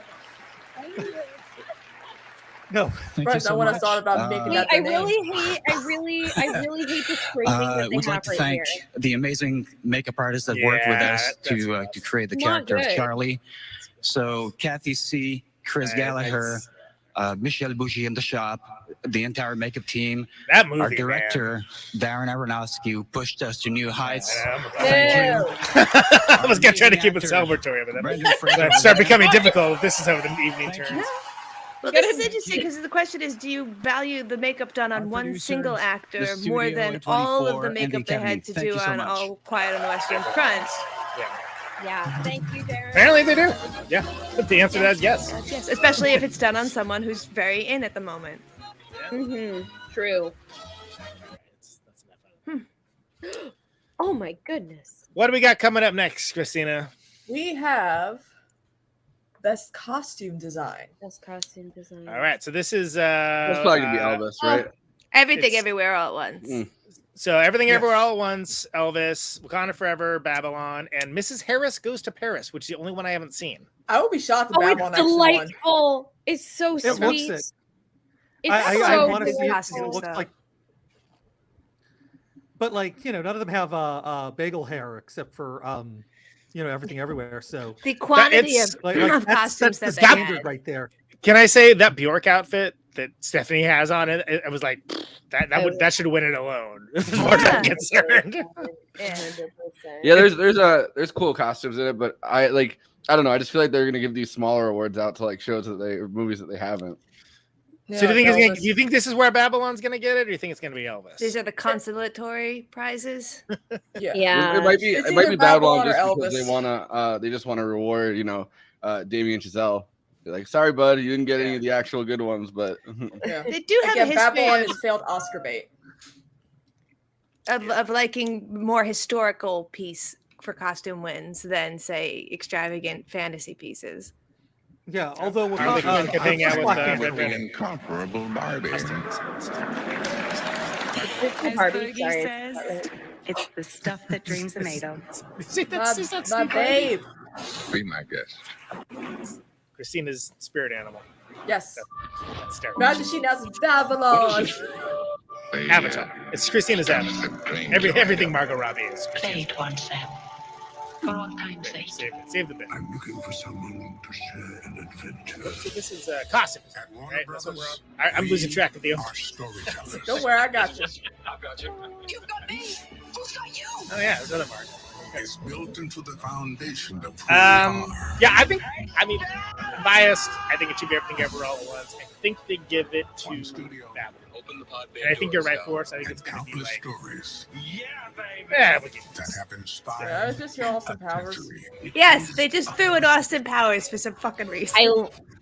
I love it. Yeah, a movie that will I never, heard Margot a movie Kidder that will too. never get the, While you're talking a about movie that Margot will never Robbie, I get was an very Oscar. confused. Well, that's why I said Margot Kidder. Question That's was why. happening. That's why I said it was the other Margot. Yeah. Every Margot, everywhere, all at once. So the costume design for Risky Business apparently is take off your pants, don't. Controversial at the time. Little At known the time, fact. Very, very controversial. But Tom Cruise alone for his legs, so good for him. Yes, they did have to put him in the high socks though, because if it was ankles, they would have hard R. Movies now more than ever. I feel like that's what's happening right now. There is an ad Chiron right now on the of bottom. old people drinking the same wine that I am drinking right this moment. Oh, that winery is from the town I was born in. That's from Modesto. No way! Oh my god, that's so I used to funny. spin donuts in the Gallo parking lot in my bike all the time when I was. This a is kid. literally the wine I'm drinking right now, and this ad is full of old people, and I don't know what that says about That's me. awesome. You're drinking old person wine. That rocks. I'm like This Katie on is the the perfect inside. wine for when you're done working and you need to retire. This is retire wine. Ah, the French. We knew a winery that. Yo, they got to bring back they had to bring back the fucking AI Orson Welles or whatever, like the way that they did with Tupac to advertise wines. Is that a big hologram up that's like drunk as a lord trying to get through the ad read? Amazing. Of all the things that dude did in his life, and that's the thing that we get a hologram for. Yeah. Tell my son we'll sell no wine before it's time. But by the way, that apparently boosted sales for that like 30% or something. It was huge at the time. Oh, California. I was really busy being 2 years old, so I had to have it told to me. Oh wow! You know, speaking of Hugh, you were talking about that awkward Hugh Grant interview. Hugh Grant's trending on Twitter right now. Oh no! What did he do? Exactly. Who did he touch? Oh my god! Ashley Graham is trending with him as well. Is it another trans woman? No. Who's trending with him? Oh Ashley Graham. I love that the first response is, "Oh no, what did he do?" That's terrible. I know. But it is Hugh Grant. So what did he do? Sometimes he just does like the most like unhinged in the most British way things. Interview too, man. Like that red carpet or puce carpet, whatever it is, interview was rough. I'm like, the nude carpet. The nude carpet. He's like acting like he It's a different doesn't film. want to talk to Ashley Graham. What is wrong with him? Oh my god, they're bringing out the donkey. Which one? I don't Which have one? enough information. Yeah, which there's too many donkey movies. Who is it? I don't have any money for It's the live just a stream. general emotional support donkey. Yeah. All right, there we go. Kim was Wow. doing prop comic. This is Jenny. She's Yeah, one of the it says stars emotional of Oh, Banshees from of Inisherin. It's Jenny. The donkey. It's the donkey of Inisherin. Yeah. Not only is Jenny an actor, she's a certified donkey of Ed emotional Sheeran? support donkey. Colin. Donkeys. Or at least that's what we All told right. the airline to get her on the plane from Ireland. Ed Sheeran's really into So raising if you're donkeys. feeling upset or Imagine being a donkey though and getting put on a or plane and anxious then they or fly you to maybe like the just love Oscars mules, and you're just feel like, free to come the up and the give fuck her is a going hug. on? And Jenny It's gotta be only like an sees her Eldritch friend horror a Colin little right bit there. for you. And there's your friend Donkey. Branson No, who's sitting here, you wait. You wanna Jerry, say thank you? what's his last name? Who that? Yeah, All right. Let's get you back on that Spirit Airlines flight now, huh? Donkey, I gotta get on the plane, donkey. Next with the award for costume design, please welcome. I love how they were like, here's a donkey. Let's Mom, talk about Paul Dano, costumes. and Julia Louis. Yeah, it's for real. Like, what does that have to do with literally anything? I mean, great. Yeah. Well, that was actually That Toby in the Maguire. business is what He- we he call a actually was in segue. The the Oscars have costume. been very tame. I I'd love also when be like, Paul if you're Dano the and pilot Julia and you're Louis flying a Dreyfus donkey, are- Oh shit, it's Paul Dano. Wait, where is it? You mean Man, Trump? I love that guy. He's But good. if you're the I'm ready pilot for that's him flying- to. He's gonna win the Oscar for playing Donald Trump. Mark my words. Oh my god. But if He's you're got the the if same, you're the like, if you're the canvas pilot that cadence. has to send Jenny the donkey from Banshees of Inisherin to the Oscars, Best supporting. Best, like best, I would be having so much anxiety. It's like imagine finding out that you're the one that like you crashed your plane and killed the donkey from Banshees of Jenny the Inisherin. donkey, the most best famous emotional donkey of support modern donkey history. goes too. You better go down with her. Yeah, he survives the crash, but all his fingers fell off. I'll give you that one. That's pretty good. All So they right. got all right. So as a visual thing, they have like all the different the nominees. They have a bunch of them up, and they're supposed to look at them, and that's really great if you don't have the video. But yeah, it looks wonderful. Looks great, people. You gotta trust me. It's all connected, people. It looks It's all great. connected, people. Put it together. They got Wake shirts, up, people. pants. Some of them don't have pants. They got different kind of pants. It's there. Definitely not in risky business. They don't. No. So we got Babylon. Babylon. We have Wakanda Forever. Oh yes, they have the donut hair.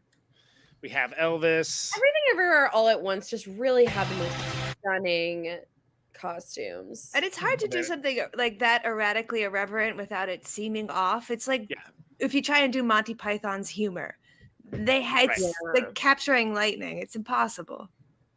Oscar goes to. Here we go. The Oscar goes to Black Panther, Wakanda Forever. What? Actually, I kind of felt like that was just gonna get it. I really love that for her though. Ruth Carter is a gem.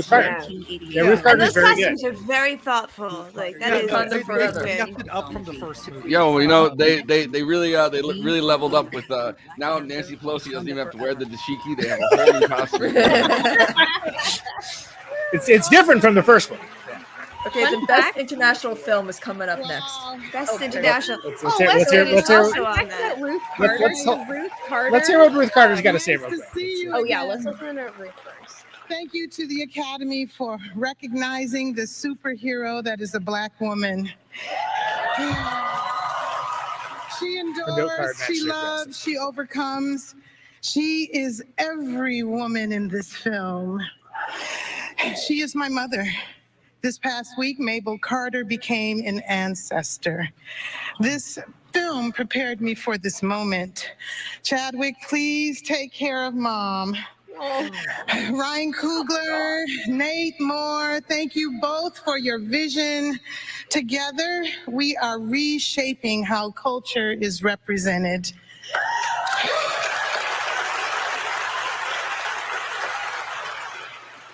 The Marvel family, Kevin Feige, Victoria Alonso, Luis D'Esposito, and their arsenal of genius. Thank you.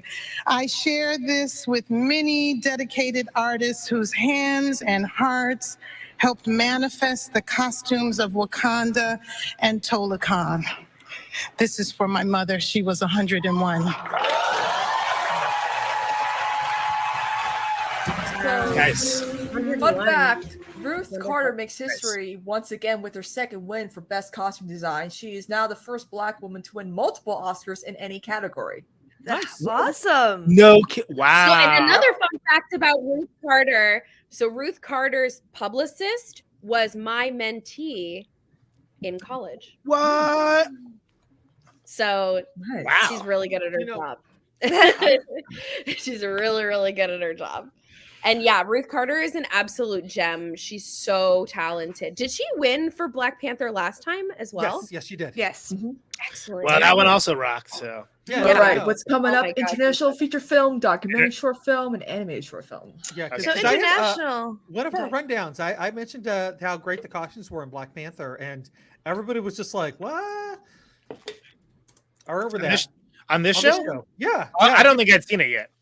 yeah. I think I was the only one who had seen it at that point. But there you go. There's your answer. Oh, we're about to see Natu. They're about to perform it. Oh, okay, so they're gonna do the so we're doing Okay. best original song now, or they're just doing a no, performance? they're doing a They're performance. just doing a performance. Okay. Okay. This is gonna be real difficult to do audio. Well, you, I know how. All Quiet is going to win Best International. Well, that's feature because film, right? well, I we'll do just- think so, We'll do the yeah. dance.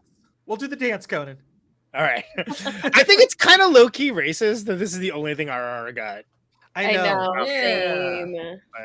But then also I know it's political too because They got to make it it's not. political. Well, God. it's Tollywood, not Bollywood. It's southern. It's a southern India, Telugu. I love a Bollywood ending. but it's not Bollywood. Bollywood is an Yeah. entirely different region, entirely different politics, different social strata. It's Which I watched the Bollywood. Bollywood superhero film that they were putting a lot of money into. Oh my and- god. It'd be like if the best blockbuster of the year came from like Louisiana or something. We're like, what? Okay, crazy. You know what's so funny about the Jersey Boys film? It's like it's so dull and bland, but then it's like they have a Bollywood ending, and I'm like, why is this the most entertaining part of the whole goddamn Oh film? no, I totally agree. This is, I mean, RRR is, I think, it's either my second or third favorite movie of the year. I have to check. I know, I think Banshees eclipsed it eventually, but like, it's so good, and I'm pretty bummed that I haven't got had shut a out. chance to see it. I'm like, I It's- watched. There's that something for everybody. superhero It's, movie. it's freaking That would have bonkers. been great if they cut it off at an hour and a half. Yeah, it's Yeah, leave the last hour and a half on the cutting room floor, because you have the great musical number, you have the parkour of love, you have this great superhero fight scene, and you're setting up for a good sequel. It's like right there, and then it goes on for another hour and a half after that for another where they set up like they reveal a bunch of stuff that they were kind of teasing at, which didn't need answered in the first movie, like who his parentage. Andy, and I mean this is all sincerity. What the fuck are you talking about? Some other Indian movie that has a great Okay. musical number that gets dubbed. Fair You know enough. what to This is a expect movie from you him by watched that now. wasn't RRR. Correct. Okay. Yes. Everyone's I know going what you're there, talking there. about, Andy. Yeah. I zoned out for a second. I was like, first where- hour and a half's what's happening? great. Like Same almost here, I'm perfect like, movie. what? All right, here's your message to you.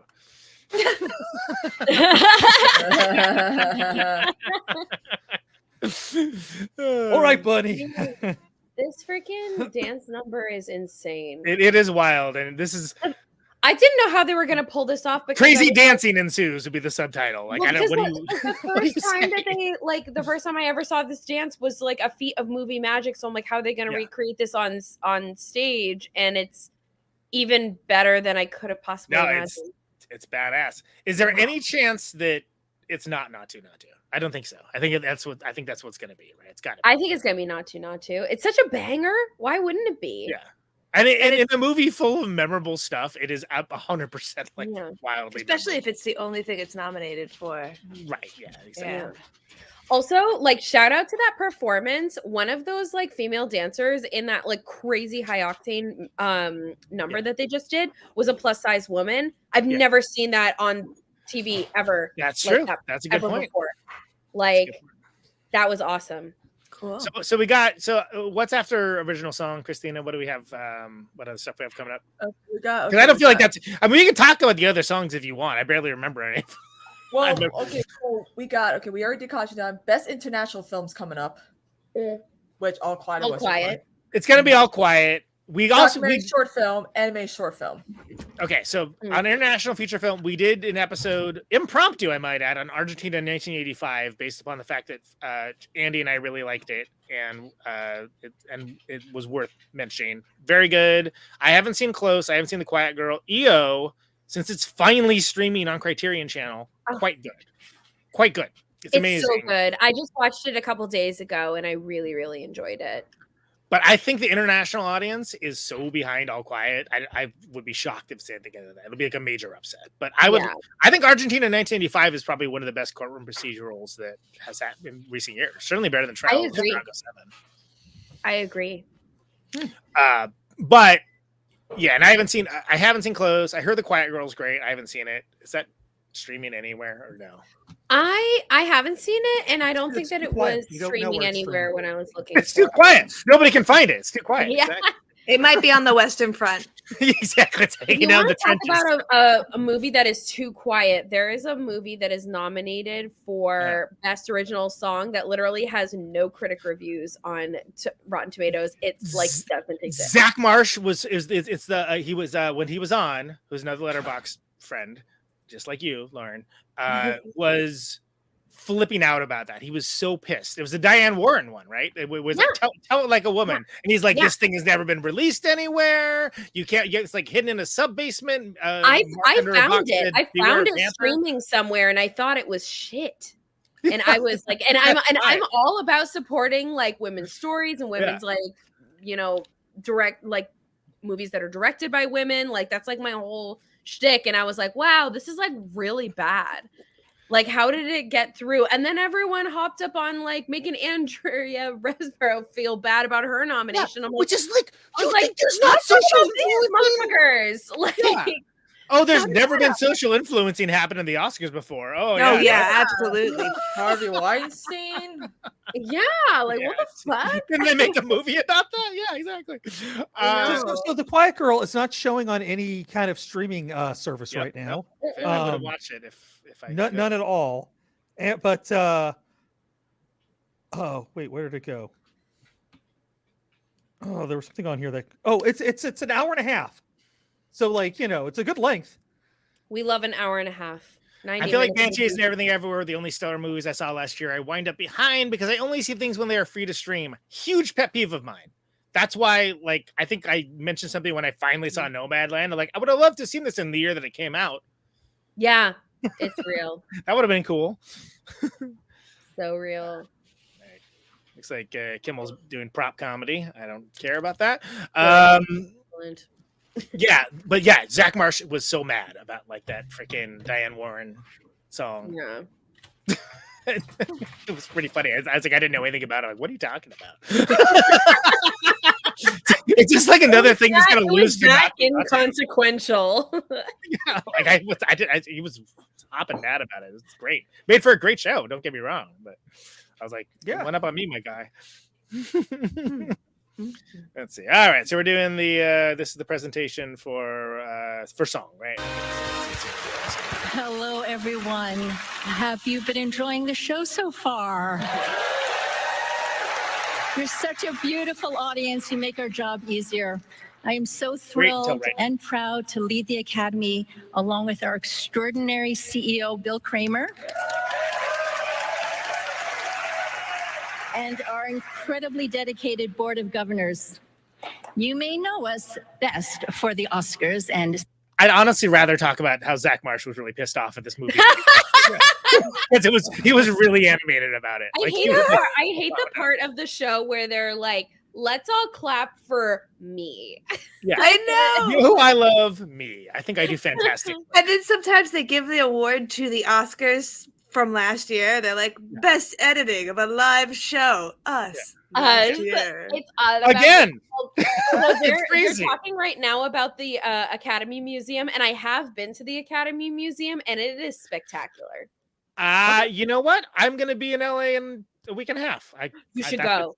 Get me to a museum. I think that they have Hop into the taxi and he just peels out. I think the Academy Museum right now, because they have rotating exhibits. When I went, they were in If it's between. crash, I'm going to burn it to the ground. Yeah. I think that their exhibit right now is blaxploitation, I believe. Oh my God. Really? Oh, okay. Yeah. All right. Which is really interesting. They had a Hayao Miyazaki one that was up for a while. I just missed it, but I heard it was magical. I cried when I saw the Midsommar flower dress. Yeah, you'll love it. You should totally go. Yeah. I got basically a free day before we start recording. Yeah.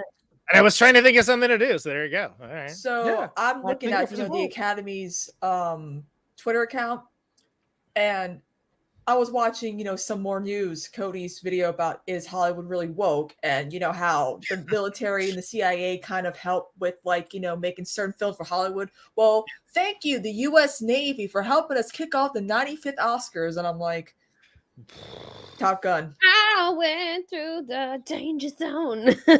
Yeah, seriously. Going on the highway to the danger zone. I love that Ben Archer so much. It's so good. So good. I once made a group of 5-year-old children perform an introductory circus act to it's just like Danger this show. Zone. Yeah. Little kids just barely doing a trick, and the music is just fucking rocking. I'm like, yeah. This is for me. So we got Salma Hayek and Antonio Banderas presenting this. So let's see what they get. Really? You're gonna get the foreigners to do best international feature emotions, to They laugh, got to stage Mark Wahlberg for that. escape, ultimately Women are talking. to be told a good story.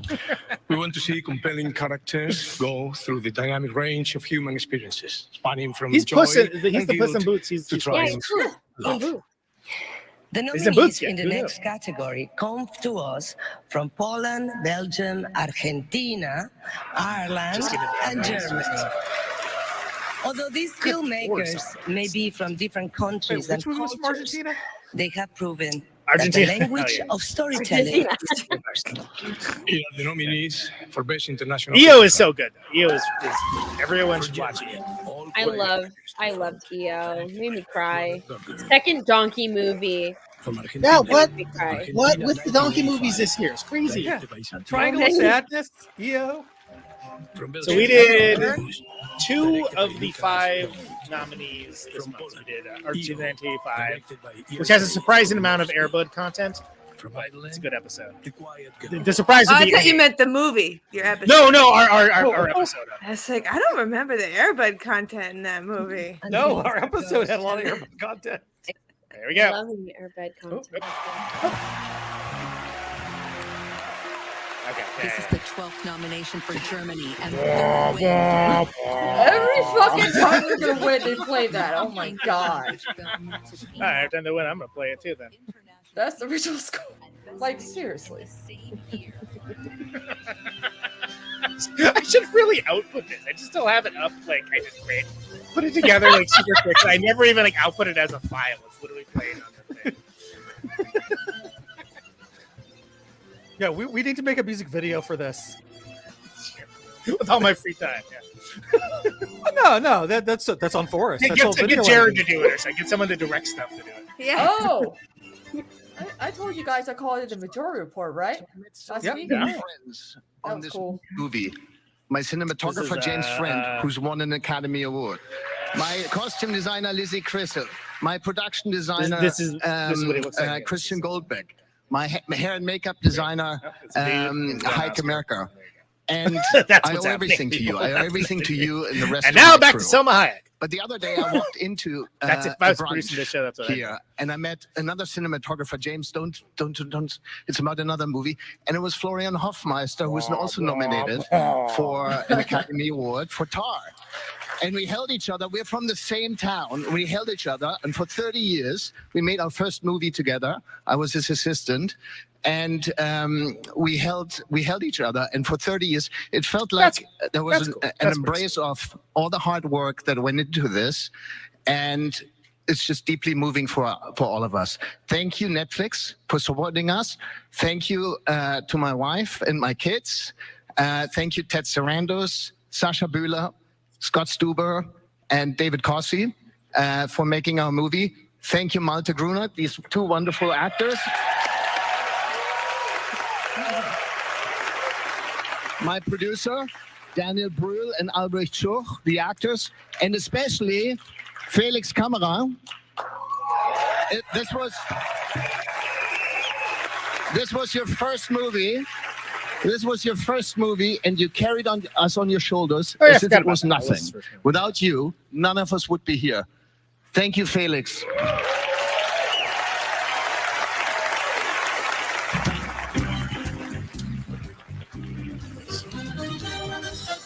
Right. Summation. Wah, wah, wah. You give me a little tango version of that noodle. Yeah. Okay, the documentary short film, animated short film. Oh, production design. Production design. The most illustrious of awards. Yeah, and I only made one graphic for that one. I was. I know it's what I I was hired by the director to do 3 notes. At one point, he said 4 notes, but I got him back down to 3.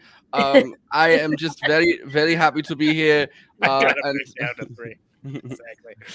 What was that Reed who said that, like, 1 chord is great, 2 chords is too many, and 3 chords you're a fucking classical piece? Think so. So all right, the best international feature film, All Quiet on the Western Front. That's no small thing. That's a pretty big deal, actually. I think that was pretty much a foregone conclusion. What do we feel about the chances for it to be the surprise upset for Best Picture? Because it has a strong international audience. I don't think it's going to happen. You don't think so? All right. I don't think there was enough plot. I don't think enough people are going to be behind that. Look, they gave it to Green Book. Yeah. True. There's that. I mean, I don't try to be an asshole here, but yeah. It is shocking to me. I think it's good. You know, we went at, if anyone's interested in hearing more about it, we went at, I think it's a great episode. Lauren was on that one. You know, there's some crazy, incredible moments in it. But I think war movies are cheating to a certain degree. It's like, all right. And also they're never as good as Come and See, too. Yeah. Yeah, seriously. We've already had the best one. Like, don't try and top it. It's fine. We can just go on.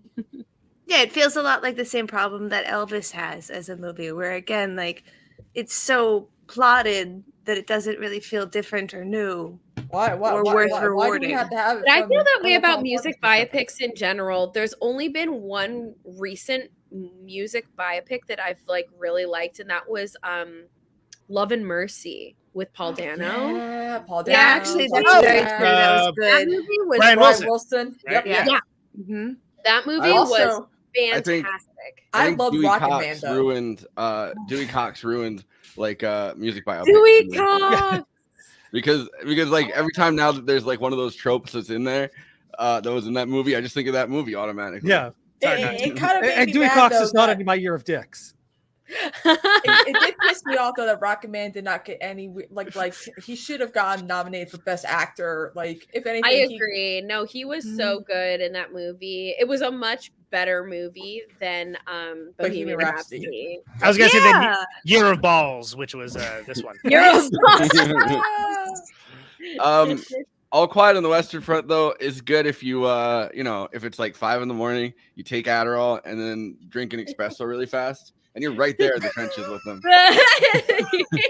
I watched Babylon again like this morning. I ate a couple of my stoner. Surprised you're not still watching it.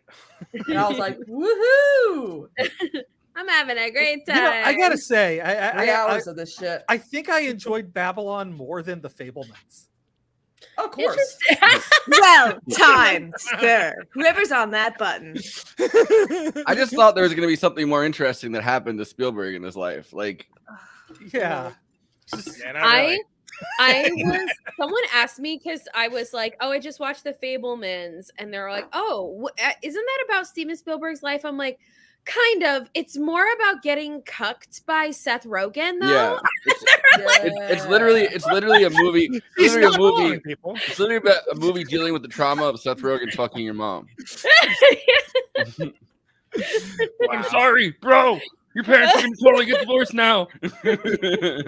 Oh, James Franco got in on this too, but he got weird about it. I can see how that's gonna win an Oscar. Wow. All right. What? Jesus Christ. Wah, what wah, wah. I know. I was like, where do I go to get out of this? Yes. Christina, What's the next category? Documentary short film. Animated short? Documentary and then animated? Short. Okay. Is it which one? Documentary short film. Okay. Oh, so that's why. Okay. Okay. Has anybody seen any of them? I've seen all of them. Okay. Okay. And you're our subject matter expert. Lay it on us. Yeah, I was like, I'm here. So my favorite of the documentaries was Haul Out, because it was not. I didn't think it was a documentary when I was watching it. I thought that I was watching one of the live action short films. And then to just find out that just like thousands of walruses just showed up and they just happened to catch it on camera. It's pretty fucking impressive. Well, let's hope it manages to haul out an Oscar. Oh, Hey, that's everybody. actually how Wilford Brimley broke into Hollywood. Was diabetes. he arrived with the rest of the walruses and never left. He's just like, hey, I'd like to talk to you about oatmeal and diabetes. And have the fact that I'm definitely a human being. The other walruses, they really like blubber, but I can't anymore because of my diabetes. Ooh, Elizabeth Olsen and Pedro Pascal are presenting together. I know, so beautiful. Oh my god! And it goes to show. Oh, interesting. I don't know, y'all were talking over. I didn't hear it. Oh, it went to the Elephant Whispers, which I also thought was really darling. It's darling. It's darling. Yeah, but the Twitter account's not worth following. Damn, swing and a miss, everybody. Swing and a miss.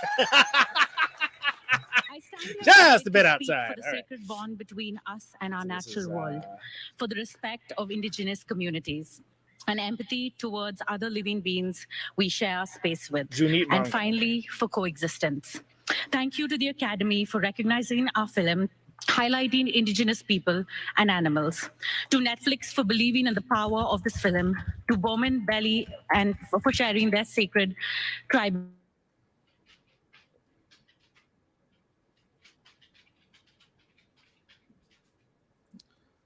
Wait. The sound cut out. Conan, did you when you muted just? And you are the center of my universe. To my motherland, India. One channel. When you mute yourself, you mute. Yeah, I got it. Yep, done. Yeah, yep. We're on it now. More.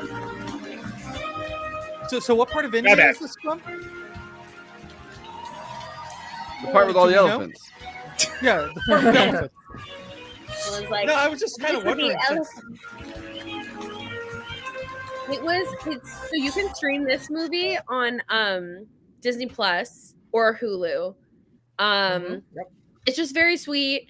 I mean, like I've seen so many documentaries about elephants because I love them.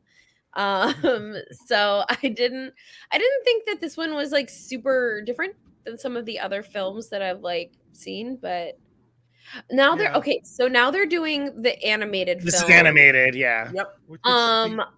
My favorite personally was Ice Merchants. I also liked My Year of Dicks, and I really just the only one I've seen. Wait, is Pedro gonna say My Year of Dicks? Oh. Yeah, I no can. God. Hold on. Please Flying get the Sailor, volume on. Amanda Forbes and Wendy Tilby. Ice Merchants. Joao Gonzalez and Bruno Caetano.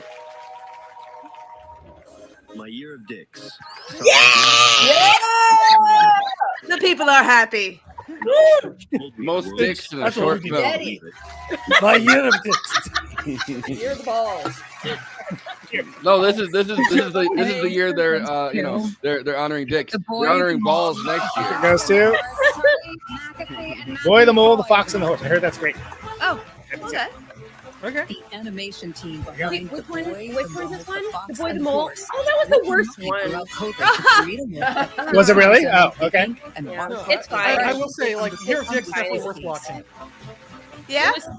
Cute, I guess. Okay. It's I mean, first of all, it was like Texas. We've never made a film. when I was I in thought that was Harvey bewildering, Weinstein. Beyond. God. And Production I know the design's up protocol next. is to say thank you a lot, but I'm I British, couldn't so I'm more comfortable saying sorry. Justice for Katie. So I'm really sorry to all the people who should be on this stage with us, with an extraordinary team with Cara Spella and Peter Bainton and JJ and Hannah and Izzo and John and our amazing cast and over 100 animators. I'm Apple also really TV is sorry what to this my children and my girlfriend and my colleagues at Freud's for basically being absent for the last 2 years as this film took flight. But this statue is for the dog, Vincent, and the boy, Charlie. Was he from Manchester? Hello. I'm sorry. I'll be brief. It's a recurring theme. The apology. Pedro in the I back. was in my fussing village with his very recently, and a ruffling. lady came up to me and said, "I hear He's you're going fidgeting to a that little, Oscar yeah, thing," and I said, "Yeah." Daddy. And I said, "I think I need help Daddy. with my clothes," and she said, "You will." And it's a recurring theme with clothing and myself. And she then said, there's a long pause, and she said, "You know, Charlie, I think it takes a lot of courage to make Story film. about this guy's clothes. And Okay. I think when you go there, there'll be a lot of very, very brave people in the same room." And I looked at her, I said, "Yeah, I think you're right." And it's really true. The people that I've worked with, they've tolerated me for 2 years, and they're brave and kind. And thank you so much. And thank you to my mum and my family and my dog, who I've left behind, who's actually in a hotel. I'm so Normalize thanking your dog in your Oscars. that wasn't really. Yeah, normalize I'm thanking sorry. your pets Anyway, in thank you the so much for this. Thank you. Okay. That's If I ever win an Oscar, the first person I'm going to thank is my I'd like to dad. thank my dog. Yeah. Okay. I'd like to thank Portia, my emotional support animal. Next Jack, up, Jack, Kiki, I see you. Yeah, anyway. And then you thank Production your dogs and your design. homies. What's up, Christina? Sorry, I'm sorry. Production design's up Okay. next. Well, we all know who it should be. Yeah, Katie. yeah. Show the graphic. I gotta upload it. Hold on. It's only letting me upload a fourth of them at once. Really? Yeah.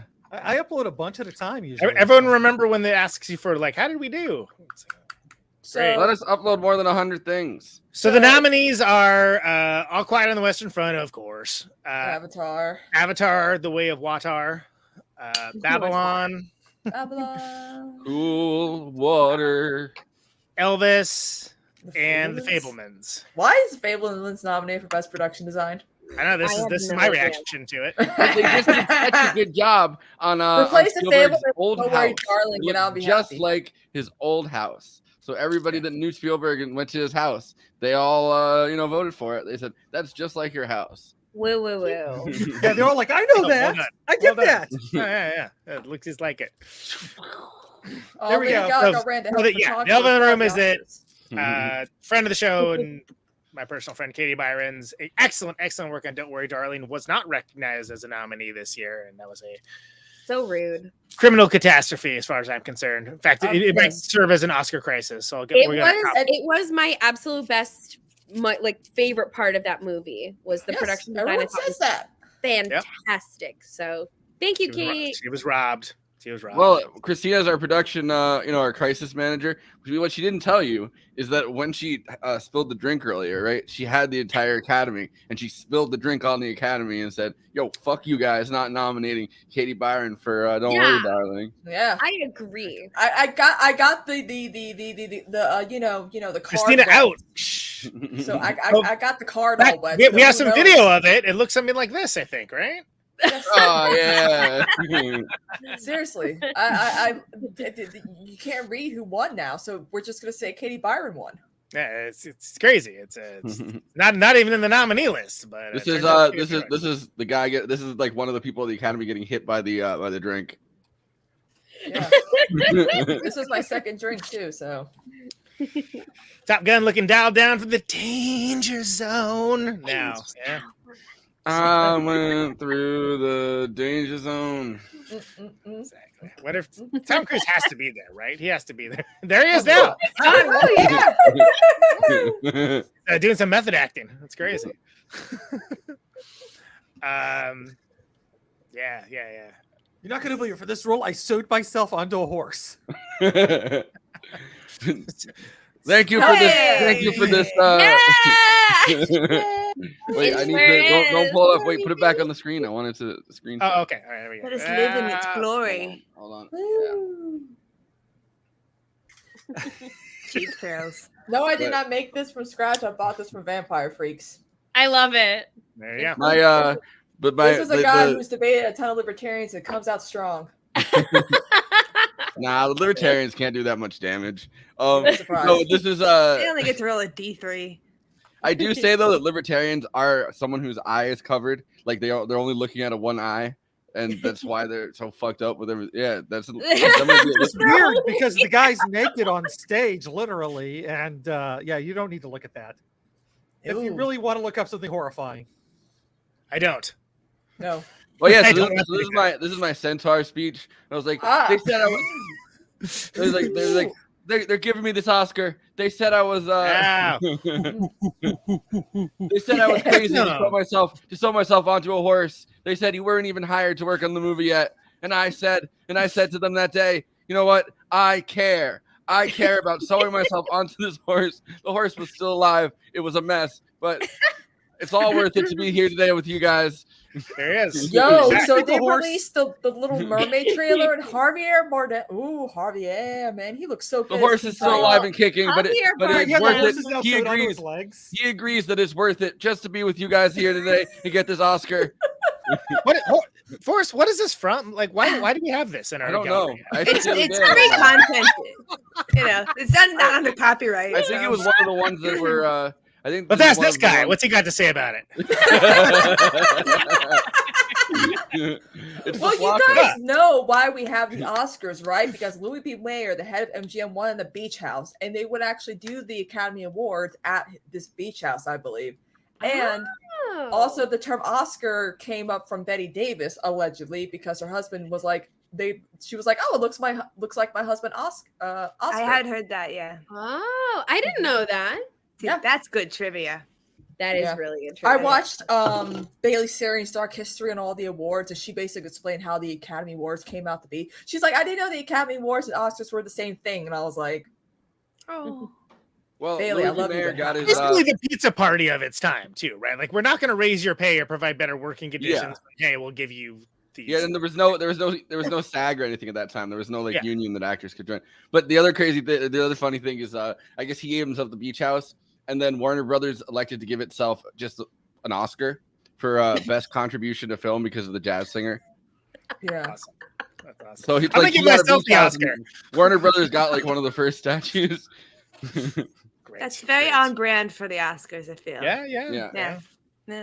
The Oscars loves to give Oscars to the Oscars, honestly. Yo, dog, we heard you like Oscars. So we put an Oscar on your Oscar. The Oscars come out. They're like, guys, when you first told me you were putting on this award show, I said that's crazy. But I said I'm down. I am the award show, and to get this Oscar tonight for being the Oscars, it breaks my heart that all my friends can't be here. They died.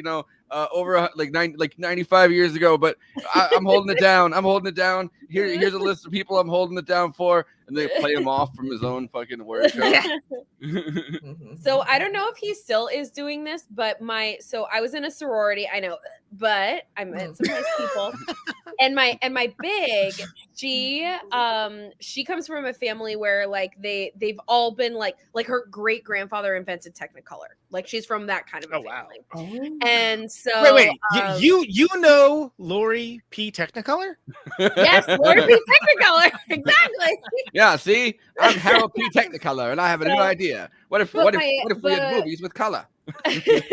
But my big, her dad used to be the guy who would play people off when they would go too long on their speeches for the Oscars. Oh, what Do power! you know anyone else who would be better at that than me? Right? I know, no, seriously. Like my race on Tetra.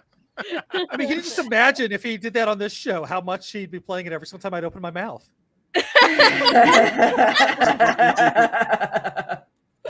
Well, I am once again asking you to stay on topic. The American people are sick of these conversations going in so many directions. What they need is for you to stay on topic. Maybe I just go womp womp womp. They should be playing that as like, okay, you gotta get going now. We got all quiet playing. I think that they should remake Certified Charlie banger. Brown for the millionth time, and they should have the parents when they're talking to them. Womp womp womp. Where's that mashup? Where's that? Look what they've taken from you. Yeah, Well, it is a war every time Lucy pulls the football away. it really is. What is next? What's the next? What is next? Okay. Best production. Wait, we already did animated short film. Yeah, right? production design. Yep, Production design's next. Which we already know who it is. Congratulations, Katie, you won. No, it's Katie. Congratulations, Katie. We really should get her like. We should. Oh my god! You know what? We should go. Like, you know what? You know what I'm thinking, guys? I do not. I'm not in your We mind. should buy her own little Oscar.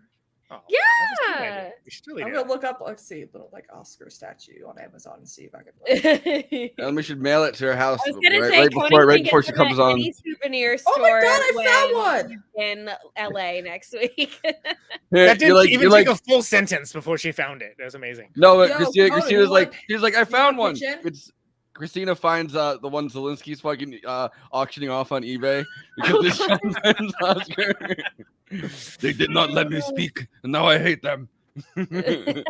Yo, Tony, do you want to pitch in because you can literally customize the text?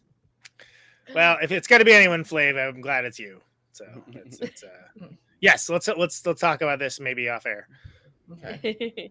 Kimmel lost a Ted Cruz in basketball. He's dead to me. Really? Is that a real thing that happened? Ew. That's horrible. Ugh. Ew. That's like a full stop. All right. Hugh Grant, Andy How McDowell. did that even happen?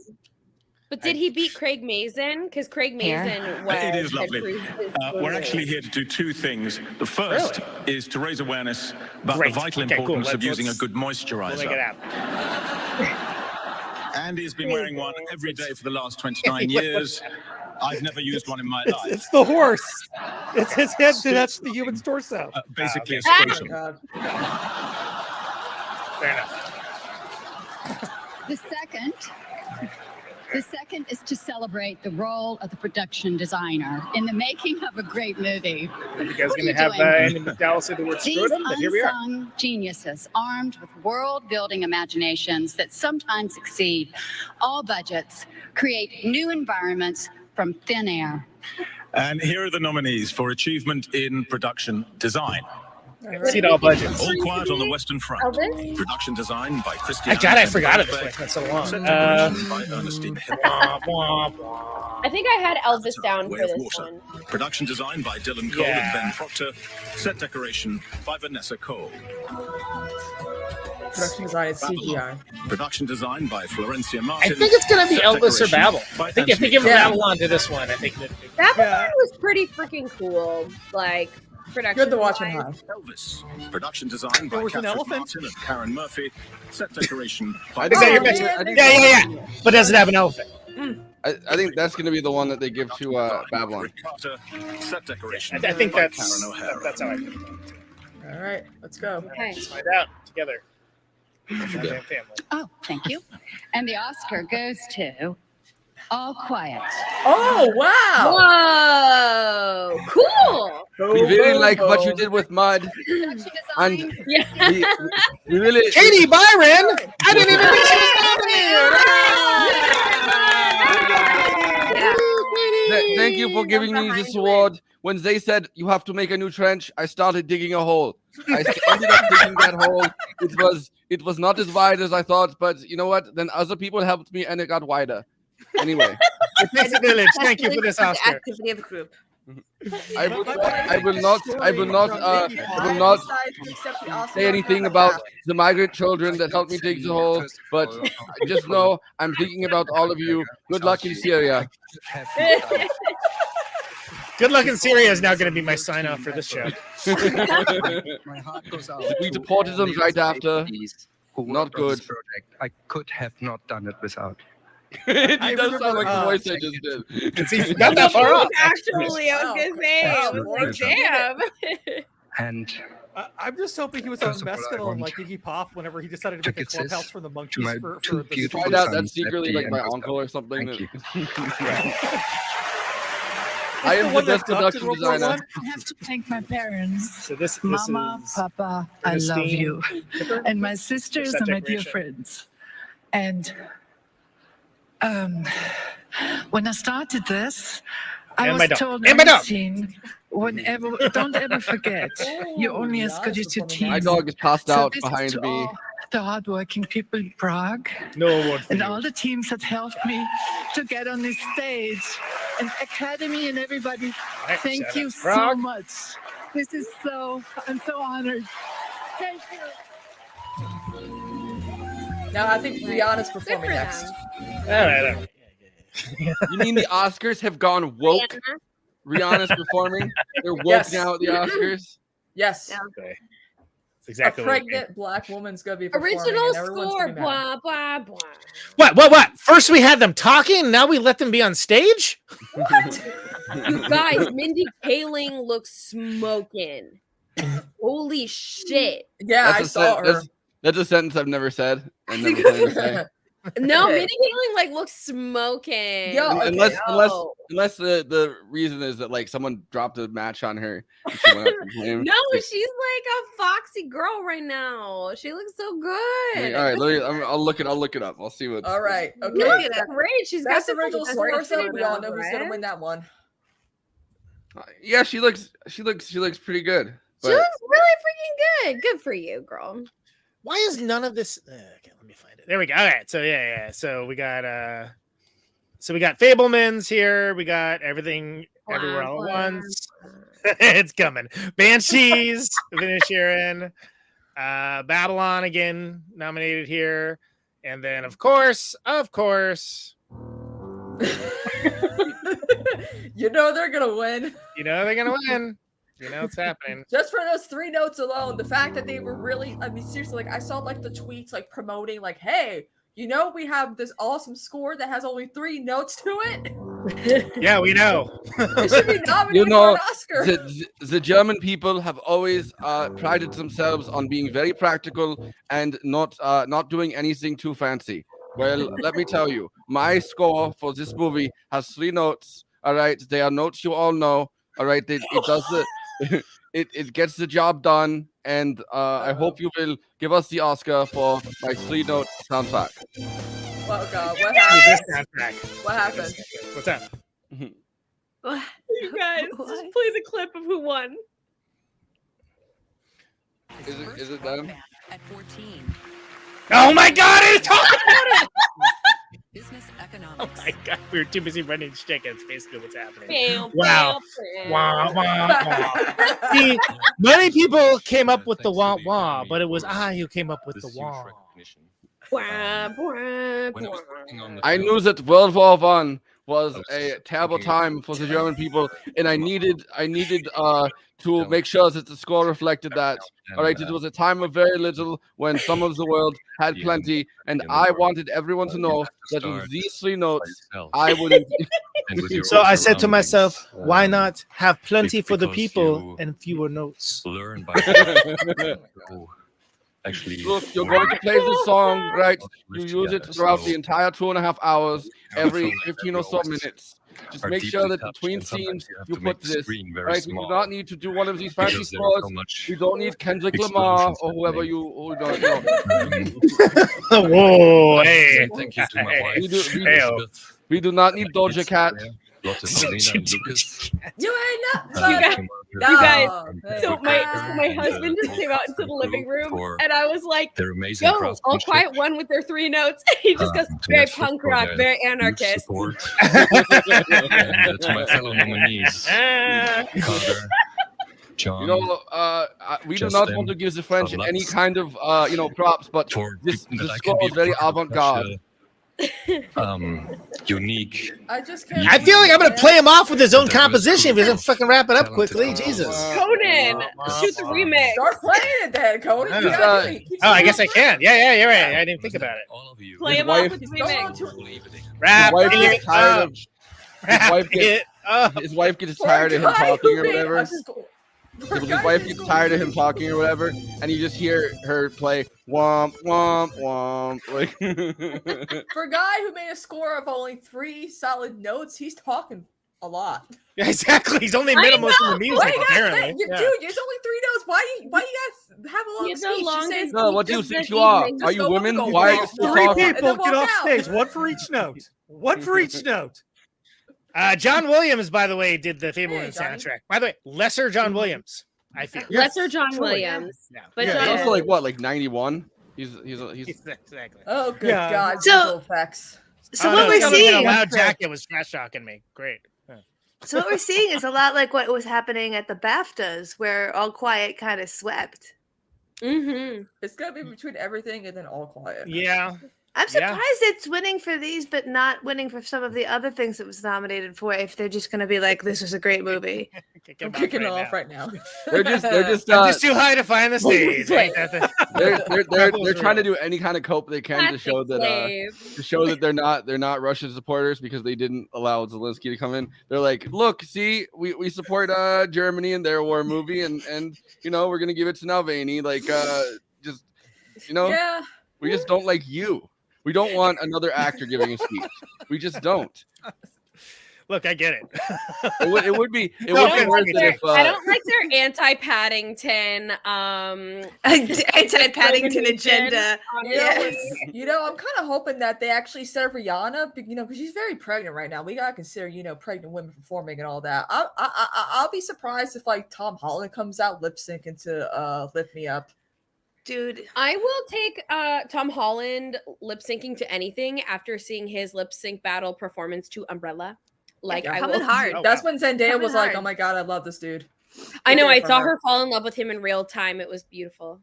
It was like we great. all did. You guys, What is- Andrew Garfield's going to present with Janelle Monáe. Oh, Yeah, I'll throw that one Not out. Florence Pugh. I don't think Well, I so. guess. Well, maybe they're presenting. Amazing. together. We'll find out together, I I guess. That's impressive. What's actually next, Christina? You may have said it already. Visual effects, which will probably go to Avatar, Top Gun. Avatar. We can just wrap it up Visual effects. So All Quiet yet again. Avatar, The Way of Water. The Batman. The Batman. Wakanda Forever and Top Gun. Top Gunnerist. I feel like it could go to All Quiet at this point. Why not? Certainly making a lot of noise. Yeah. I just don't want Avatar or Top Gun to win the obvious award that they could get they could win.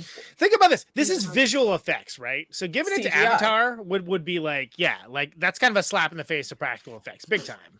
Yeah. But therefore, think of if they're trying to reward innovation. It's not for me. I don't like those movies. I don't care about them, but they are relatively innovative. Visual effects. Top Gun Maverick, it's all practical effects. It's the planes. It's the best part about the movie is all the plane stuff. So, okay. And they don't have a stunt category, so this is the They don't have. closest You're right. thing. You're right. Yeah. They I should know have they a need stunt a stunt. category. They need a stunt category for sure. Yeah, like those people put their bodies on the line for us. I'm sorry, I have more respect for stuntmen than I do policemen. But because Yes, the Andy. stuntmen literally put their bodies on the line for us Well, I have negative respect for policemen. So It's like it's not one word. I also like respect. Stuntman up here. I have a lot of respect for it. Like a lot of there's been stuntmen that literally died. Like give them some respect. They make movies awesome. Policemen, what do you do? What do you really do besides they hide when children are dying? They're often the extras in movies that need policemen because it's not totally legal to have a police outfit if you are not a policeman. Conan, that's not fair. They also stop parents from going into the school to rescue them. Right, you're right. And also, and sometimes they're killing okay, each so other. let's try and save this bit. So again, we got Kitty's like, we're bringing it back. Ladies and gentlemen, my three note song. Wee woo, wee woo. So All Quiet on the Western Front, a leading contender. Avatar, if you're going for innovation rather than traditional effects. The Batman has not been awarded anything. A lot of people seem to like that movie. The Batman. Not me. Wakanda Forever. Were the effects that it seemed fine? I mean, No, they were fine. I don't think they were perfectly cromulent. Yeah, cromulent. Wow. I think if Top Gun wins anything, it's going to be this. Yeah. But I think Yeah. And it's the one that I feel the most I think I have comfortable with more- them winning. I think I have Top Gun down as my pick for sound. It was that. This award brought to you by the U.S. Navy. Yeah, the fact that the U.S. Navy is so kindly sponsoring. They gotta win something. I'm just saying. No, And we also gotta Scientology will kill us if we don't give them It's something. true. Well, hey, by the way, Scientology will be out for me after tomorrow night's Give Them an Argument, because we're doing an episode on Scientology tomorrow. Oh, it was so nice knowing you. Andy, You're gonna invite walk me out upstairs. invite me out for any Scientology talks that you have. I'm literally obsessed with them. I know Yeah, everything. I'm not the host of the show who did the invites, so I just do the artwork. Yeah, Ben's smart enough to keep Ben's smart enough to keep Andy doing what he does. Yeah. I was just like, I screen every That's a call, good so guess. you can have me on a Scientology, whatever. They can call me down. I'll never pick up. So it's like yeah. it's like Tuesday. We're doing RoboCop, and then suddenly, whatever, Tom Cruise is on instead of Jay Underworld. It's like, whoa, where'd you come from? He's like hopping up and down on my I chair. want here. to talk. I want to. By the way, I was gonna say Kirstie Alley. Then I remember she died. I'm like, wow, that's fucked up. And then I started thinking of the Queen. Scientologists. Oh man. Yeah. We'll hold it down and take the diet pills for you. Giovanni Ribisi would have been good. That would have been more fun. Ah, yeah. Oh, I love Giovanni. John Travolta shows up. So does Scientology. Anyway. Okay, they're presenting the production design. Yes. No, they're just talking about. we did that. We one. did That production was, already. It was Oh, Katie, visual effects. the friend. It was Don't Worry, Darling. This is visual effects now, right? Yes. Don't Visual worry. Yeah, effects. Yeah. Katie, it was Katie Byron That's for the Don't Worry, Darling. Yeah. Yes, absolutely. yes. I finished my old people wine, so I don't even know where I am right now. All right. So We're what do we ready to go got? off to Shady Pines. Shady So Pines. this we are indeed on visual effects. Okay, so here we go. This is Elizabeth Banks almost ate it. Oh. oh man. Oh, Elizabeth she Banks came out totally with almost Bear. ate it. She came out with the cocaine bear. I was hoping She came out with the cocaine was bear. her. That's amazing. So who's in the cocaine bear outfit? Do you think? Oh my god, someone really tall. It's what's the bear from the I- edge? What's the Bart. Yo, I'm ready for the cocaine cinematic Bart the bear? universe. Yeah. Yeah, go ahead. What's next? Cocaine sharks? No, cocaine cat, I think. All right, let's Cocaine see what she snakes got. on a plane. Stop it. Wait. Cocaine Sharknado. Plane! It's a whole Sharknado of Put your coke out paw sharks. down. Why are you Yeah, so trying she's to doing a bit bear for bear. to wait right till now. the after party like everybody else? Oh, The the after coke is party. Bear real. is It's visual the bear is effects, right? When are we getting a bear on one of our Barney after Barney parties? Weaver and best to not drag legend. She doesn't. I know. But Actually, now I got a not friend, real. It's old visual friend who effects. does Avatar's visual effects. OnlyFans. Is this all quiet on the Western Front? If Okay, you that's really wanna visual know, effects. It was a real Oh, I know a real couple. visual effects. Maybe we have the same friend. Batman flying around is not real. Yes, it is. Tom Cruise flying around is real. I'm familiar with his new Tom Cruise flying around Israel. Oh my god. Visual effects. Wakanda? Wakanda Visual is totally effects real. is what we're doing. Visual Found it effects for can her. enhance any. Sorry, my voice. Visual effects Oh can my enhance God, any story and are Elizabeth, she's incredible fighting tools for for her life filmmakers out like here with me. this fucking And without bear. visual effects, Cocaine Bear would have been some actor busy in with a the bear bear. suit, probably on cocaine. She gets Pedro Pascal. I get the fucking bear. For achievement in visual effects. Elizabeth Banks is cool. Get Out. I love her. Yep.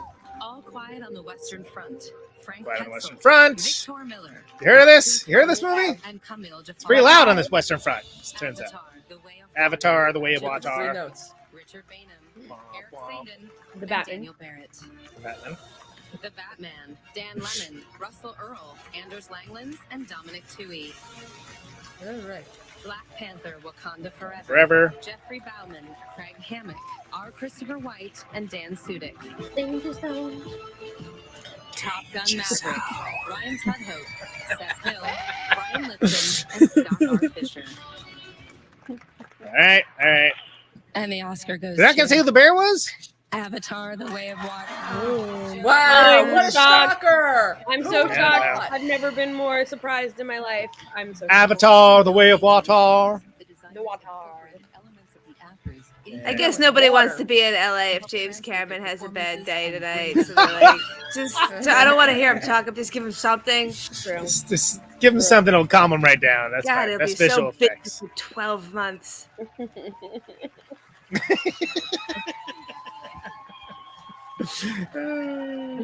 Yeah, well.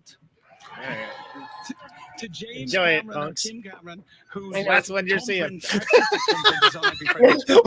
Honestly, and John Landau, who was the. I'm gonna be the super engine who pissed if it drove were us this forward. bitch. I was about to say, I'm like, my intern got one. She has one. But you know what? You know what? I don't actually.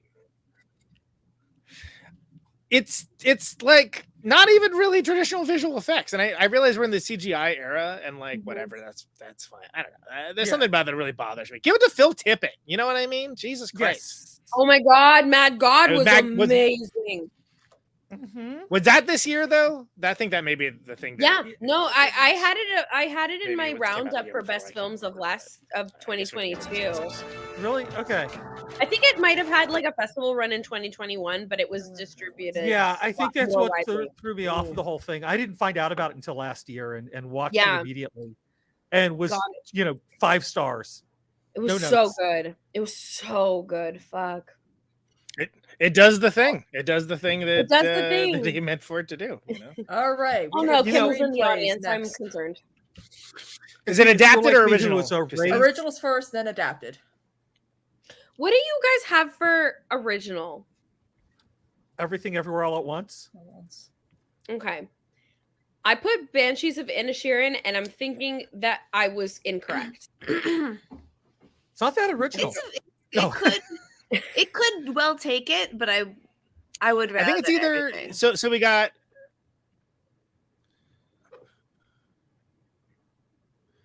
there's Tar too. You know, that's The thing original. is, it's such a strong category. It could go to so many. Why is Malala Yousafzai in the audience? Yeah, she went there for some, I don't know what she's doing, but everyone's Okay, like, slay. "Mama." Well, she looks awesome. Oh, Good for her. I don't know. This category is full of like really good screenplays. Everything here is original minus The Fabelmans. Like, is that even how is that an original screenplay? Good question. Yeah. Like, I how does cannot that answer.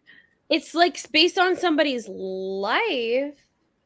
But it's not I based guess on it a wasn't book. It's not based on a book or a prior piece of work. That's very interesting. Yeah. Well, which is also kind of interesting because, like, the best adapted screenplay, like Glass Onion's in that category because it's a sequel.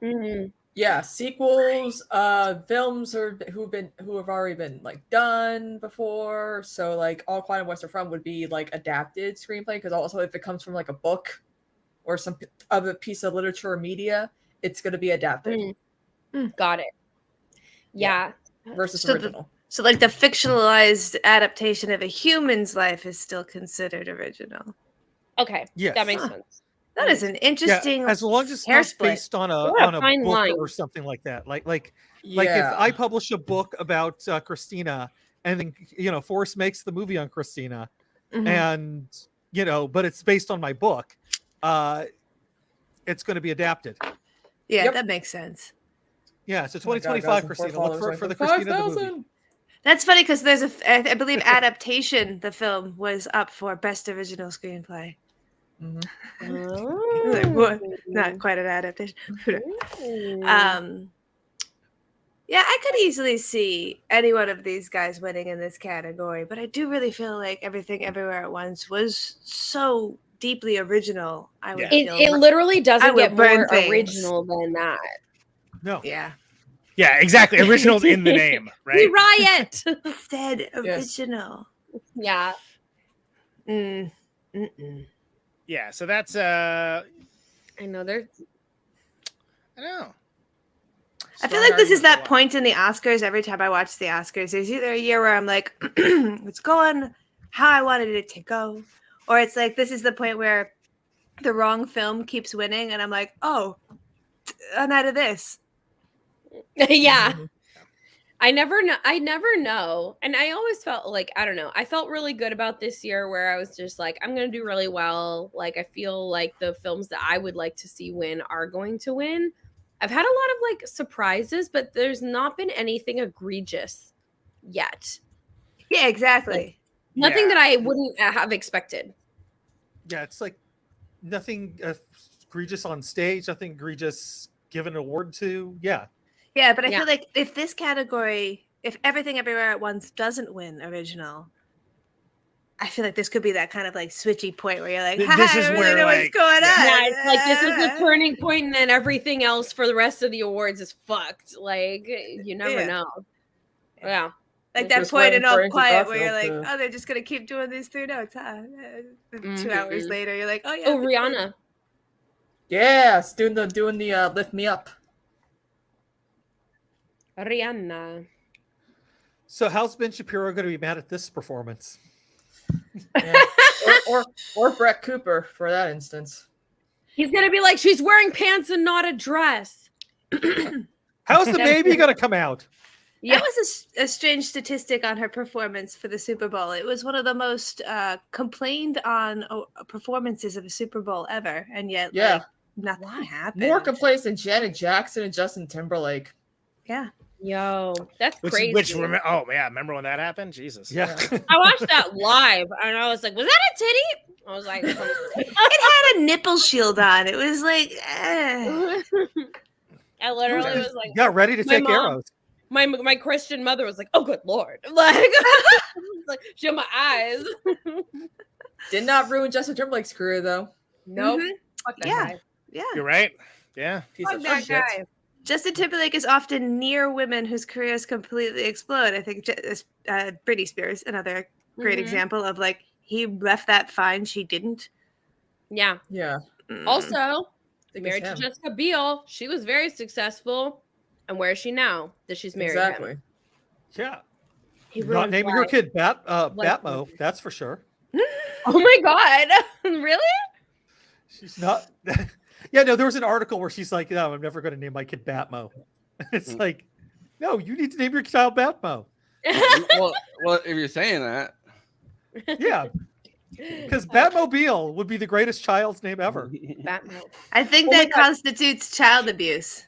You sound like my wife now when I was trying to name my kids Disney. My mom almost named me Pebbles, so I really feel strongly like don't fuck children. I was supposed to be named Nicole, but my dad was like, that name rhymes with butthole, and they're gonna make fun of her. Say she's that's Nicole a really with good the point, though. whatever. Actually, good and my job, mom's like, Dad. What's wrong with you, Bill? No, he's perfect. So instead, I'm named after a genocidal maniac, Christopher Columbus. Oh no! Yeah. What's the next category? What are we doing? Yeah, the next one is original screenplay. Okay, screenplay. Yeah, still waiting for it. Still waiting. Still waiting. What I think it's got to be Everything Everywhere All at Once for for original, but Yeah. I got a soft spot for Banshees. I think it's a great screenplay for sure. Yeah, I Look, have. when they said, oh wait, I guess it's just adapted. It's not original. But I was gonna say, when they said, I need you to take the words of the book and just put them into the screenplay, I said to them, oh, that is very easy. And now I am holding this Oscar. It is the 15th Oscar we have gotten. I would like to thank my 10th grade English teacher. Getting so many Who made me Oscars that read this you just run out of people to thank. You're just like I have that problem. Like, oh well, let me see. This is my the 15th one I've gotten. I want to thank I have a goldfish. I'll thank my goldfish. I want to thank I went to Starbucks today, got an excellent coffee. Thank you to the barista. She was unionized, yeah. For adapted screenplay, I went out on a limb and I said women talking is gonna win. You think that's the one they'll throw to the chick? I would think hope so. so. It is so good, though. It's really Yeah. underrated. I think that if you like too, and oh no, you go ahead. No, I was gonna say, like, if you like any kind of like 12 Angry Men, I really do feel like if you like that kind of bottle situational, one location with one group of people having a question about morality and perspective, it's really good. I know that it's a tough topic and that makes people feel like, oh, I don't know, but like it's good on my opinion. just don't like agree. Mennonite. And Sarah Polley is just like so great. Yeah, Mennonite. Sarah Polley rules. Sarah Polley rules. I agree with that. Yeah. Sarah Polley, come on the show. 12 angry. Actually, though. 12 Angry Women. I remember when you said that, Katie, and that stuck with me. I was like, oh yeah. It feels. And in the original, I don't think they were Mennonites. I believe it happened in South America, but I'm not entirely sure. Yeah, it was in Borneo. Okay. Mm-hmm. Yeah, I read about that. Flavor Flav, women talking leads to men snoring. Well, I mean, you've seen the Flavor of Love. So there was a very interesting story with Sarah Polley recently where she was talking about how often she has to go through customs because she's Canadian because of the awards season right now. And every time somebody asks her why she's traveling, she says she's a director. She says the name of her film. They make a joke kind of like that. And it's good natured. But like the 12th person to do it to her, she snapped on and kind of like just like, and I feel bad for that person, No, but I also would I kind of feel too. bad for her too. I would too. Like, there's Yeah. only so much women, am I right? Jokes you can take before you're like, okay. Especially when you've directed this particular film and you're just like, you know what? Yeah, I used to do a bit on Protonic about that. It was meant as a send up of misogyny, but unfortunately, people don't get nuance. No, and farce is very hard. Yeah, yeah, and of course it was fantastic because I was doing it. But it's but that said, there was a point where I was like, you know what? No. Yeah. Even Colbert didn't want to keep being that character anymore. Yeah, it's like there's too many people that are like, yeah, man, say on. Like, no, stop. No. Conan, the problem with you doing that character is you don't have the same raw charisma and absolute, bro-ness, the real masculinity that is this guy. I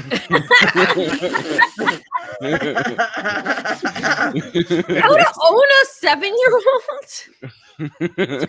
Talk about glow up. Just how to own a super liberal 7-year-old. Coming on the show, is it next month? I don't remember. Is it next 2 month? Or May? I months. can't remember. 2 months. Even my mom's counting. That's your man's. You go fight for your man's. I got everything all planned out. Christy's like, I got a I'm plan. thinking of actually, you know what's so funny? I'm actually thinking of calling like that Monday, be like, isn't there like a podcast that you're coming on to? Do you know that the Christina from Acus Ecola has been calling you guys like every so often or whatever is me? I love that he roped Michael into the tradition of dressing like that, but Michael would only wear like the hat. He would only wear like the stupid hat. He wouldn't do anything. Oh God. Oh my God, they're doing a whole thing about James Hong right now. He was in 650 movies. Just listen in. Shit. Unconscionable. And before that, he was a civil engineer. Honor Apparently. the lonely nerds who spend day after day. Get his balls in front busted of by Jimmy computer Kimmel screen. about They're it, so called that's a writers, career highlight. And some of them are about to get an Oscar, which is going to crush on their Tinder profiles. Please welcome Oscar nominees Florence Pugh and Andrew They're Garfield. gonna get laid. Oh, yes! The hotties have arrived. Yes. Oh, Bisexual flow. in me is All right. It's like, This is Christina's moment. Go ahead. So the best screenplays to read are just as alive as the films that they eventually become. But before the words can flow, writers need that creative spark. Ruben Östlund said Yeah, he I wanted to totally create think a she is. roller coaster. Yeah.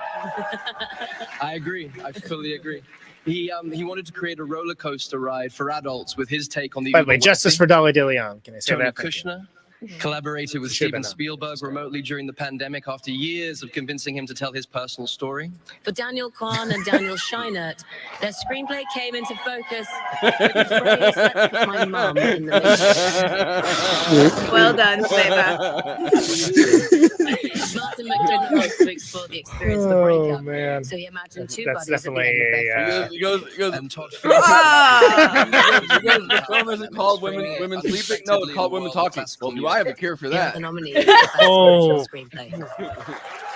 The Banshees of Inisherin, written by Martin Boy, this is some show. Everywhere All at Once, written by Daniel Kwan and Daniel Scheinert. I don't have my list up anymore, but they're saying it. So I guess Everything everywhere at once. Let's go. Fablemans, written by Steven Spielberg and Tony. the lady's spoken. We've gone too far in our story to actually say the end. I've talked too much as a woman. Tar has won nothing so far. Tar has one. I think it's got a strong chance for director.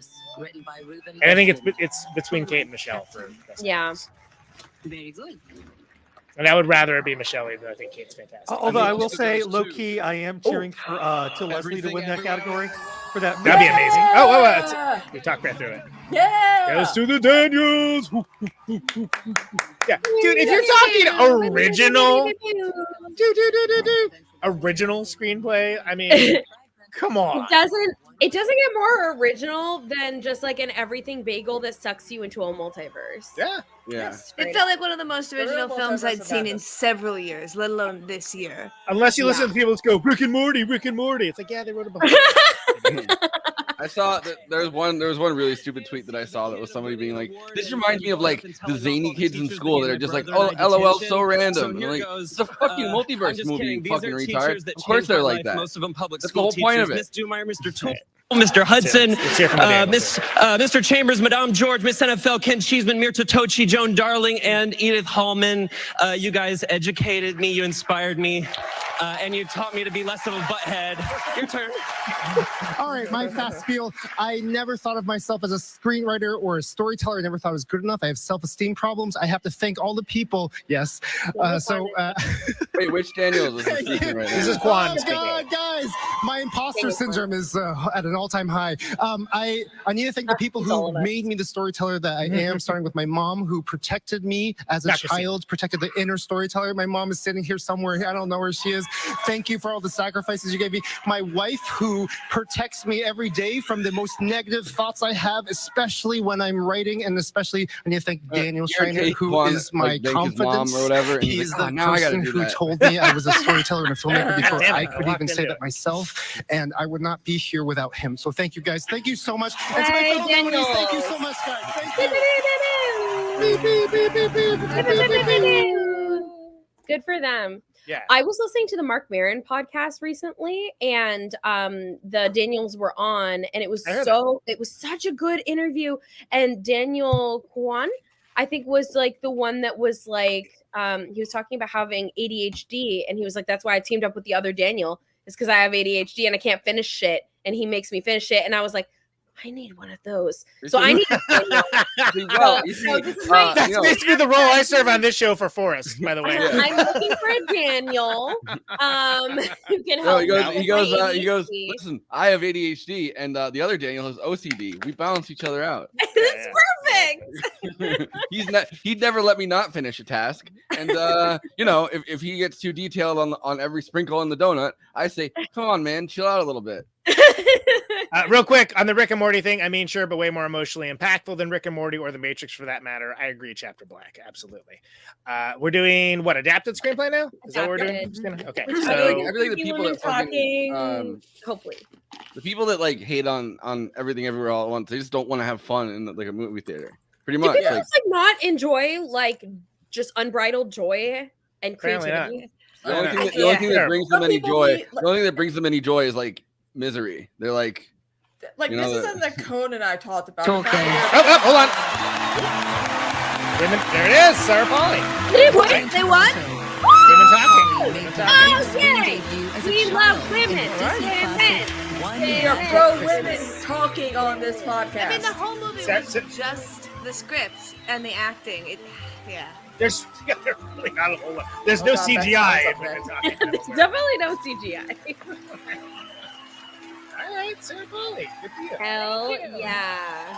I would have gone up there and given like a 20-minute speech.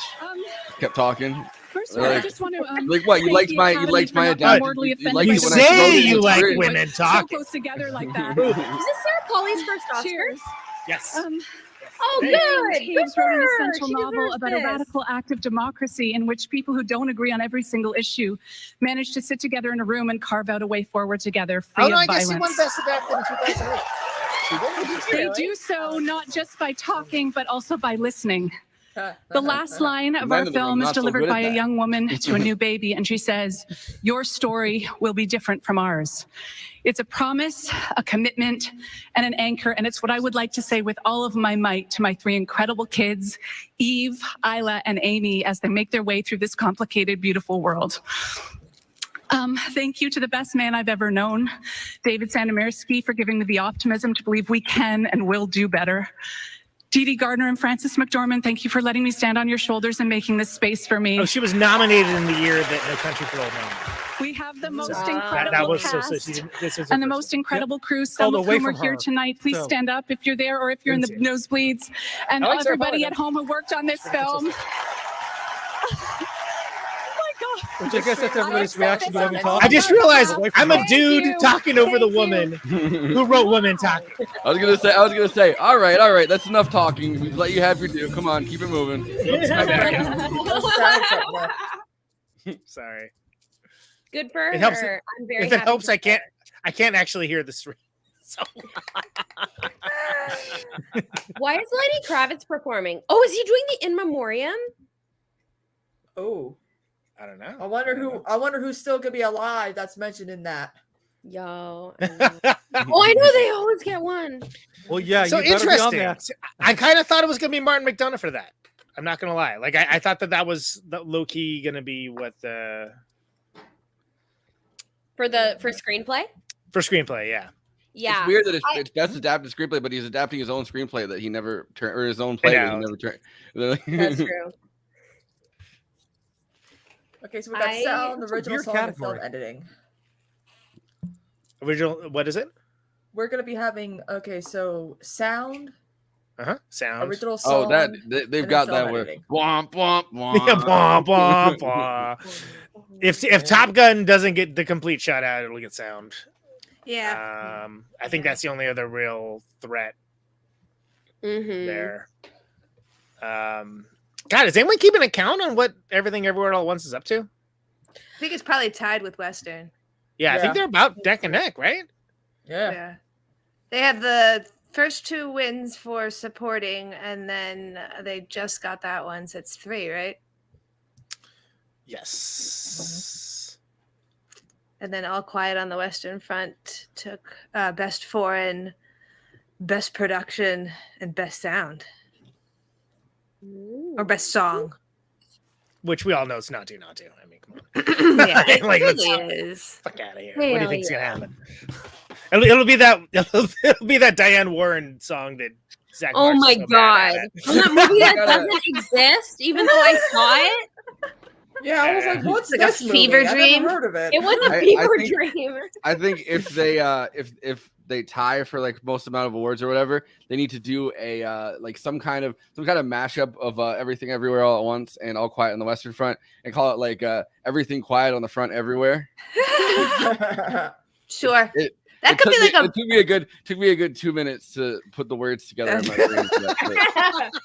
You're like, thanks, I've been really thinking on it. That could be like a Bob's Burgers, you know how they mashed together Die Hard and Working Girl. like, look, you know, I was busy thinking about that joke while women were talking. To be fair, I think I don't like the movie's title. I don't think it does the movie, even though it's true. I don't think it does the movie any favors. What? All Quiet on the Western Front. Well, that too, but like it should be called Three Notes on the Western Front. I wish All Quiet on the Western Front had another title, because it was very loud on that front. Pretty loud. Pretty loud. So loud.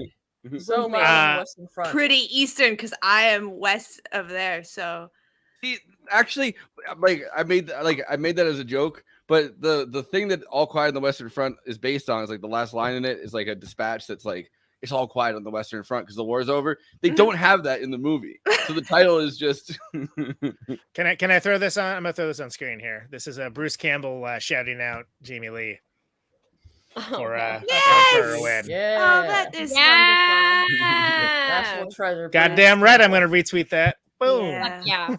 Fuck yeah. Fuck yeah. And she looks fantastic. I love that dress tonight. Yeah.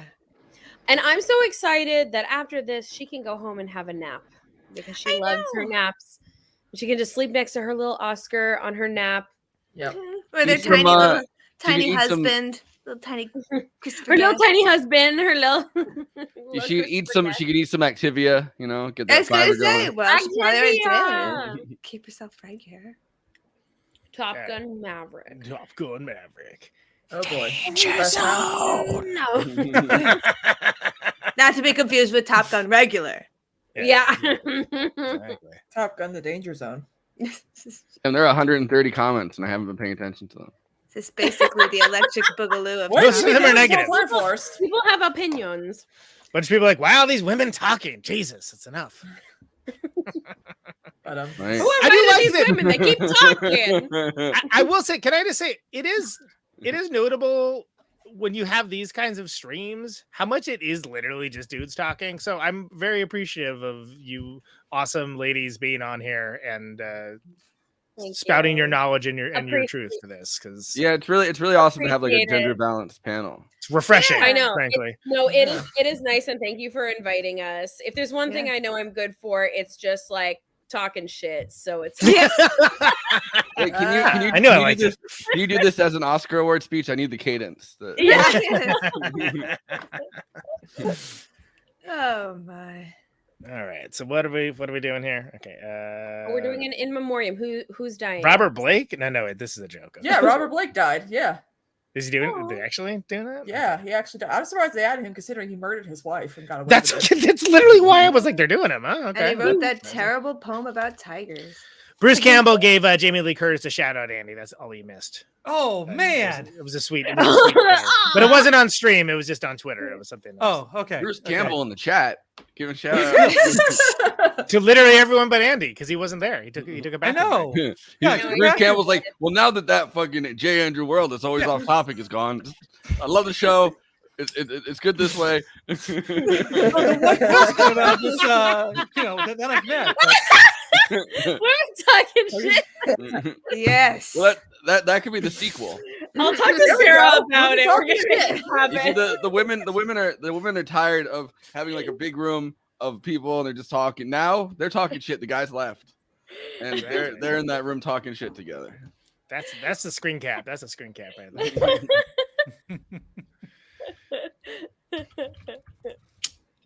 All right. So what do we? Okay. Let's. I just found out these amazing artists. Here are the nominees for achievement in sound. All Quiet on the Western Front, Victor Krasov, Frank Kuzak, Marcus Wow. Schindler, Lars Ginsburg, and Stefan Oh, wait, Korsak. my lighting's looking more ominous as it gets darker.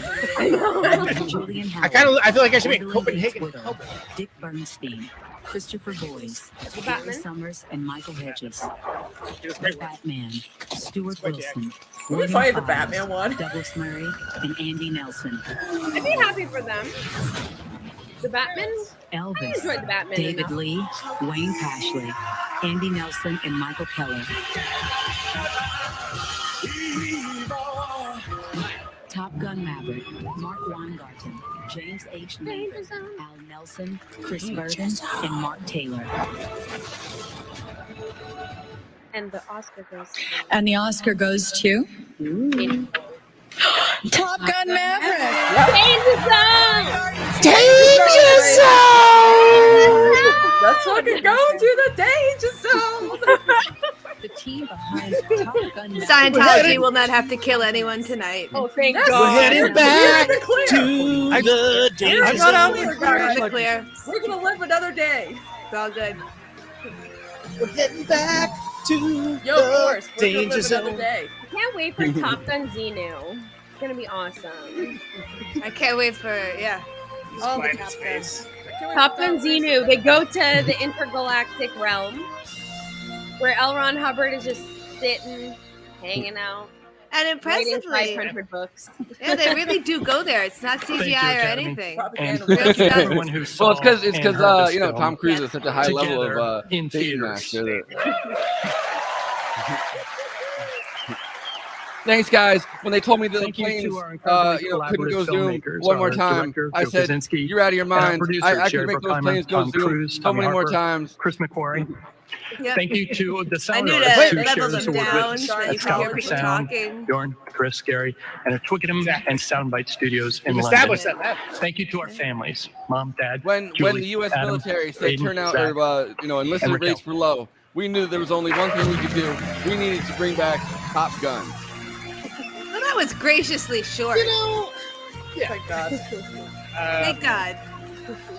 You know, it's good for what it is. But I'm not gonna. Yeah, exactly. It's propaganda against Aquaman. Someone willing to speak the truth. Finally, someone's gonna say that. Look, the planes did indeed go Zoom, and that's literally all I wanted. And the planes went Zoom. So No, but it is kind of interesting that the first Top Gun came out and military enlistment rates like spiked for the next year. Yeah. Because so many people watched it was the homoerotic volleyball is what it was. The problem is that but they they can't just go up. announced. Yeah, no. They can't go up now because only boomers watched it and they're too old to enroll. but so they announced that they're at an all-time low Yeah. last year, or 2 years ago or something. And I wonder if they're like, oh, we know what to do, and it's just some big shot Hollywood producer being like, Top Gun 2. Yeah. I actually think it's a better movie than the first one. I It agree. needs, as I talked with our friend from the show, Eileen Jones, it needs to be destroyed. Don't get me wrong, I but feel I the actually need for speed. I found it to be an enjoyable movie, and it has no business being nominated for Best Picture. All right, we got a How original much song and film beach edit. volleyball does it have? How many what? Beach volleyball. Not enough. Surprisingly little beach volleyball. Yeah, it does have Jennifer Connelly though. So The that's only time I wind up talking about Top Gun is when people are like, "What's a good movie with beach volleyball scenes in it?" And we have another winner for original song. yeah. Well, come on. I had it on mute. That's how much I know. Electrical and Yeah, electronics yeah. engineering, becoming a lyricist. Composer M.M. Kiravani lists John Williams as one of his musical influences. My closed captioning on the screen says, instead of lyricist, it says lyricist.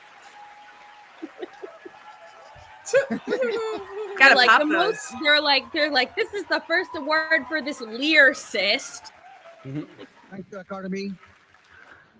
I grew up listening to the Carpenters, and now here I am with the Oscars.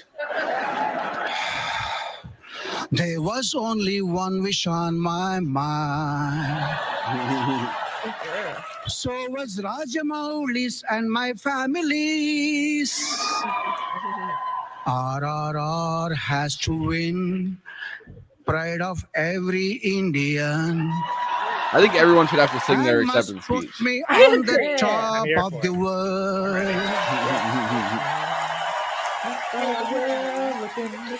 Somebody said the reason that they didn't get nominated for Best International Picture is that like the Indian government like Namaste. Modi declined to like nominate it. Yeah. You know, for Best Said it Foreign was- Language they / said it was International. Yeah, they pushed another. India as a country pushed another movie. So even though it's a Telugu South Indian Scientology is movie, up on stage again. Sorry. And we got best. Don't look at it, Marion. like since India chose to back a different picture from it as an official representative for international feature, like, and they basically changed gears on it too late for it to matter. But like, yeah, what if I don't even know what are they back? Who gives a shit? It wasn't RRR, which is one of the best movies of the year. So 100%. It's kind of crazy that the country itself has to nominate it, because like, Yeah, what that's about the thing. like, what about like slightly like not fully authoritarian, because they're obviously not like Modi? yeah, yeah, like, but like any kind of like you know, kind of authoritarian government, like, so their movies don't just ever get you know, nominated because of that, like. No. It's a weird setup, but it's like the best adapted screenplay for a sequel thing, where it's like, yo, no, if it's a sequel, it's a best adapted screenplay because something existed before, which is a weird, like, yeah, really, okay. That is All so right. strange. We got film editing and What's up? directing coming up, Film editing. All right. and directing. and then actor and actress in leading roles in the best picture. All right, we're in the home run of it here. There, Home stretch, let's go. It's the final countdown. Oh, never mind. Someone posted that they got blocked by Jimmy Kimmel, and I thought that they meant like right now. I'm like, what? Jimmy Kimmel's just on Twitter like blocking people. Seems like he'd be busy. Oh, Trying Lenny to land these Kravitz jokes. is, you guys, Lenny Kravitz is doing the In Memoriam. Oh wow. Yeah.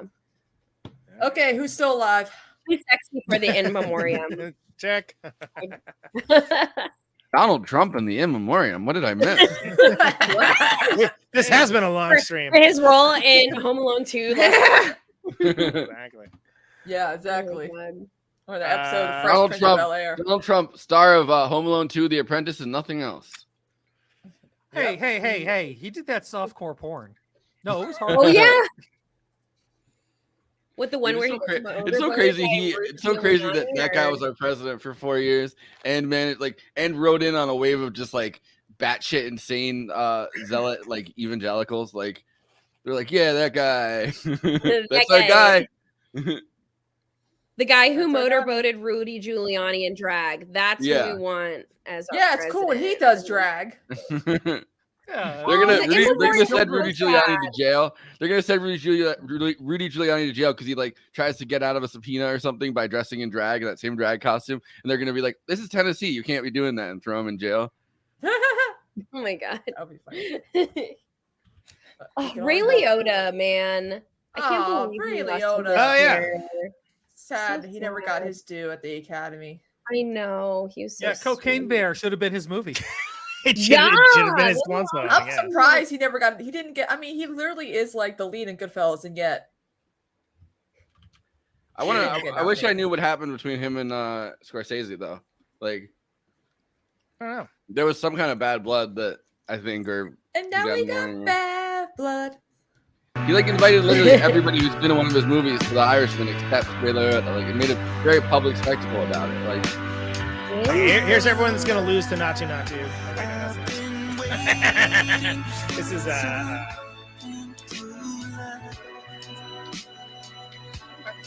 these are very memorable, right? I mean, like these freaking.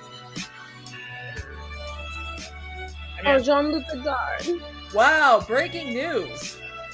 Actually, I guess we Jenny the donkey did not appear at the Oscars. It's just a random donkey, a source told Vulture. Boo! They get lies too. racist to donkeys. They lied to us. How could people go on the television and lie to me? It's like actors are used to lying. Oh, the lies. I thought you were going to say that they added Jenny the Donkey to the In Memoriam reel. No. That's how we found out that was a fake donkey. It was fast, man. Didn't make it back. Oh, Yeah. Angela Lansbury. There's a fingerless airline pilot out there who If they show Elizabeth II in this memorial, we got to stop covering the Oscars. I mean, she died, so. Hey, we Please, killed a moment of silence for the Queen. I mean, I'm not saying we killed her, but We did. I did. We attributed to certain factors. Second time that's happened. They don't let Zelensky speak, but they let King Charles give a tribute to his mom. Mummy, now that you're dead, I'm king. End of tribute. And no one wants to touch my coronation. Oh, James Caan. James Caan died. Yeah, I forgot about that. James Caan and Raquel Welch. Oh my So god. sad. Yeah. She looks so good for her age, man. She got all the right work done. I know. When she died, my boss literally had to like shut his door and have a moment. He was so sad. He probably had a poster of her He on was his like, wall, didn't he? He's just crying as he takes he down the did. posters. No, he told me he was like, she was my number one my whole life. I was like, oh, sorry, Gary, for your loss. All right, I can't fantasize about it. I don't know. It's a weird conversation, right? I think we need to bring this over to HR. All right. Let's bring it back home, folks. So film editing is the next one up. Christina, is that what you're saying? Yep. Okay, so we got Banshees, we got Elvis, Everything Everywhere All at Once, The one that's gonna win it. Tar, and Top Gun Maverick. Tar is a close one on this one. Tar is close. I think it's gonna go Everything, just because it's like the editing really like makes that movie. Yes. I feel. Yep. Yeah, especially as it gets towards the end, the disillusioned part, the parts where it starts to break apart, and you really feel like you're going crazy with the character. Yeah. Yeah.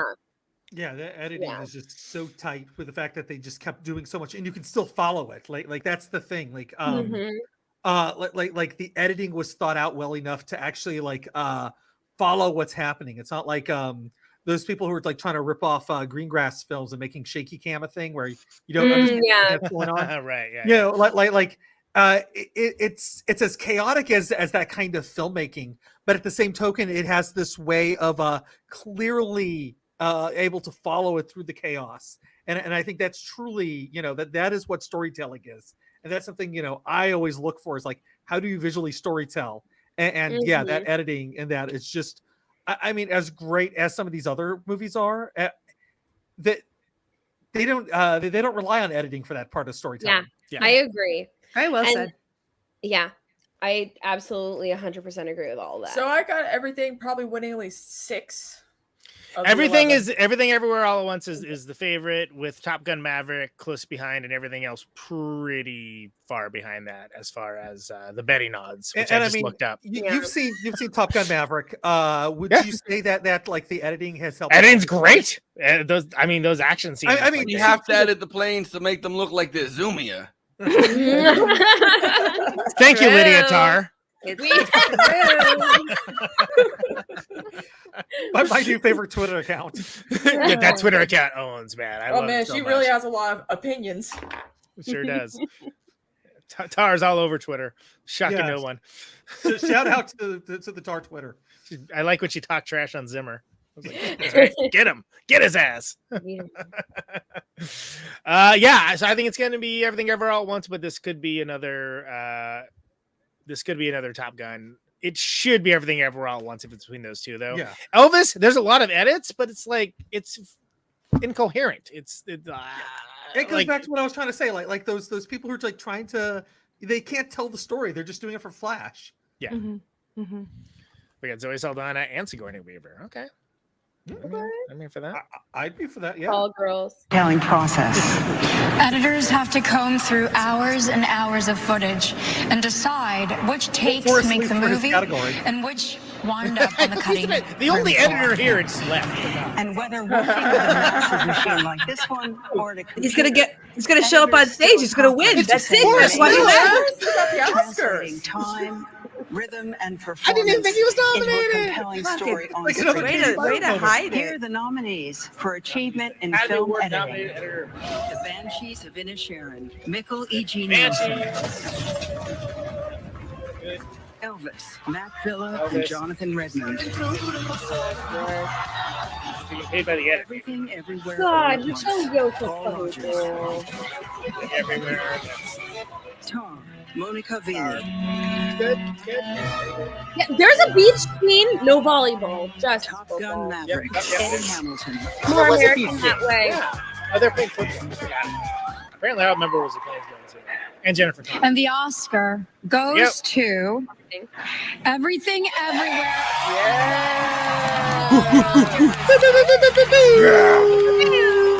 Editor Paul Rogers met the Good. Daniels, directors Excellent. of Everything Come Everywhere get some. All at Once at Daniel Scheinert's birthday party. Yeah, great. I mean, if you're thinking about for the art of editing, it's the best one. Yep. I mean, Top Gun, the editing of Top Gun's really good.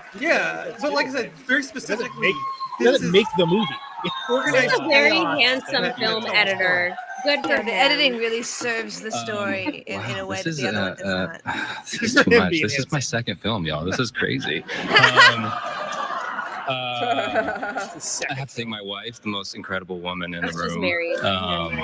Yeah. Family, my mom His was wife up was here like, somewhere. "Bitch, I you're don't know gonna if go she'll up there, scream. look at I was this about hot." to explain my love for this man on the podcast in front of all of America, but you know, I my respect this Parallax thanks to your marriage. family, Luke Lynch. I you know, also am married, but that doesn't matter. In this my team, Ashish, Zukin, Jing, and Carrie up there. And You're just like ready to love your panties. Dan and You're like, Daniel, oh, you're wherever married? you are. Yeah, there you are. I hope you know, She has them on a look, fishing line. your friends, the people who care about you. We're not here because of the We did that, incredible, David Arquette. wonderful, strange, beautiful movies you make. We're here because you guys are incredible, kind, generous, strange, sexy people. Oh, and the death of Dick Long. And we'll be here if all this goes away. We're still here with you. To the cast, it's been the honor of my career to work with you. I hope I did right by you. I care deeply about every one of you. So, yeah, thank you. Best directing. Well, we have graphics for this. If Forrest uploaded, We do. them. I got it for us. Okay. He's taking care of his best dog in a was series. Paul's second movie. He edited the whole thing while completely tripping on ayahuasca. I think that's very impressive. Anyone who's ever received a text message from their... That's enough out of you, Kimmel. I'm not here to platform you. Kimmel. So there you go. The one thing he has The going is handsome he's editor not one. James Corden.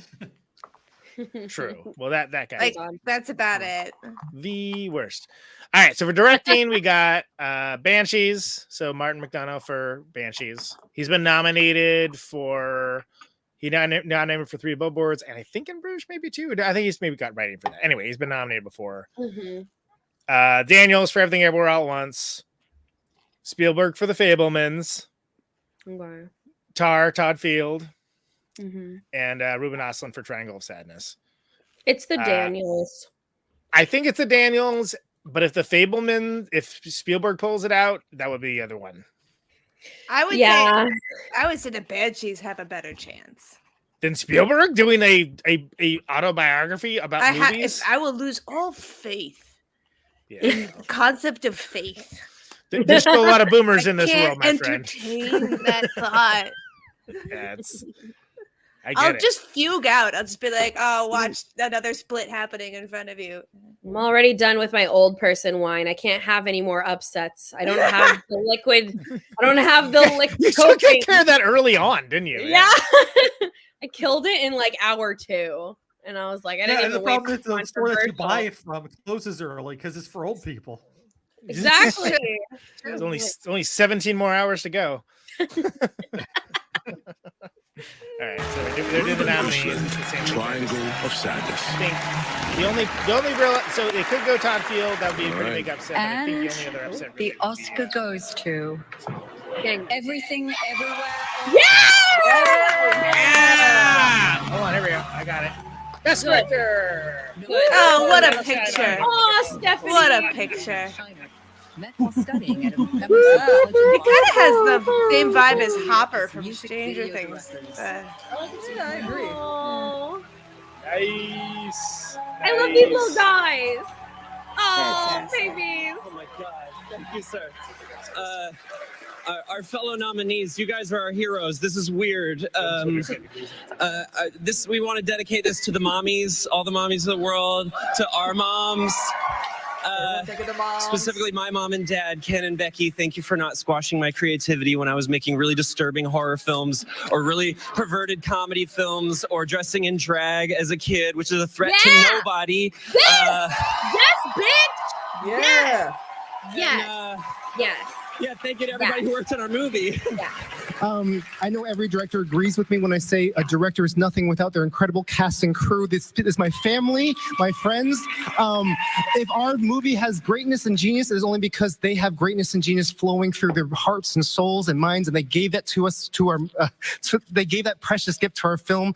The world is opening up to the fact that genius does not stem from individuals like us on stage, but rather genius emerges from the collective. We are all products of our context. We are all descendants of something and someone, and I want to acknowledge my context, my immigrant parents, my father who fell in love with movies because he needed to escape the world and thus passed that love of movies on to me, my mother who is a creative soul who wanted to be a dancer, an actor, and singer, but could not afford the luxury of that life path and then gave it to me, my incredible brothers and sisters who helped me survive the chaos of childhood, my friends from high school who taught me sorry, I'm just going to keep going. The RCCC, you taught me the liberating freedom of creativity and joy, and your DNA's in this film as well. My incredible son, Gio, you rearrange my DNA every day, and it's awful and beautiful every single time. If you ever watch this, I hope you know that you should never have to live up to this standard. This is not normal. This is kind of crazy. I will love you no matter what.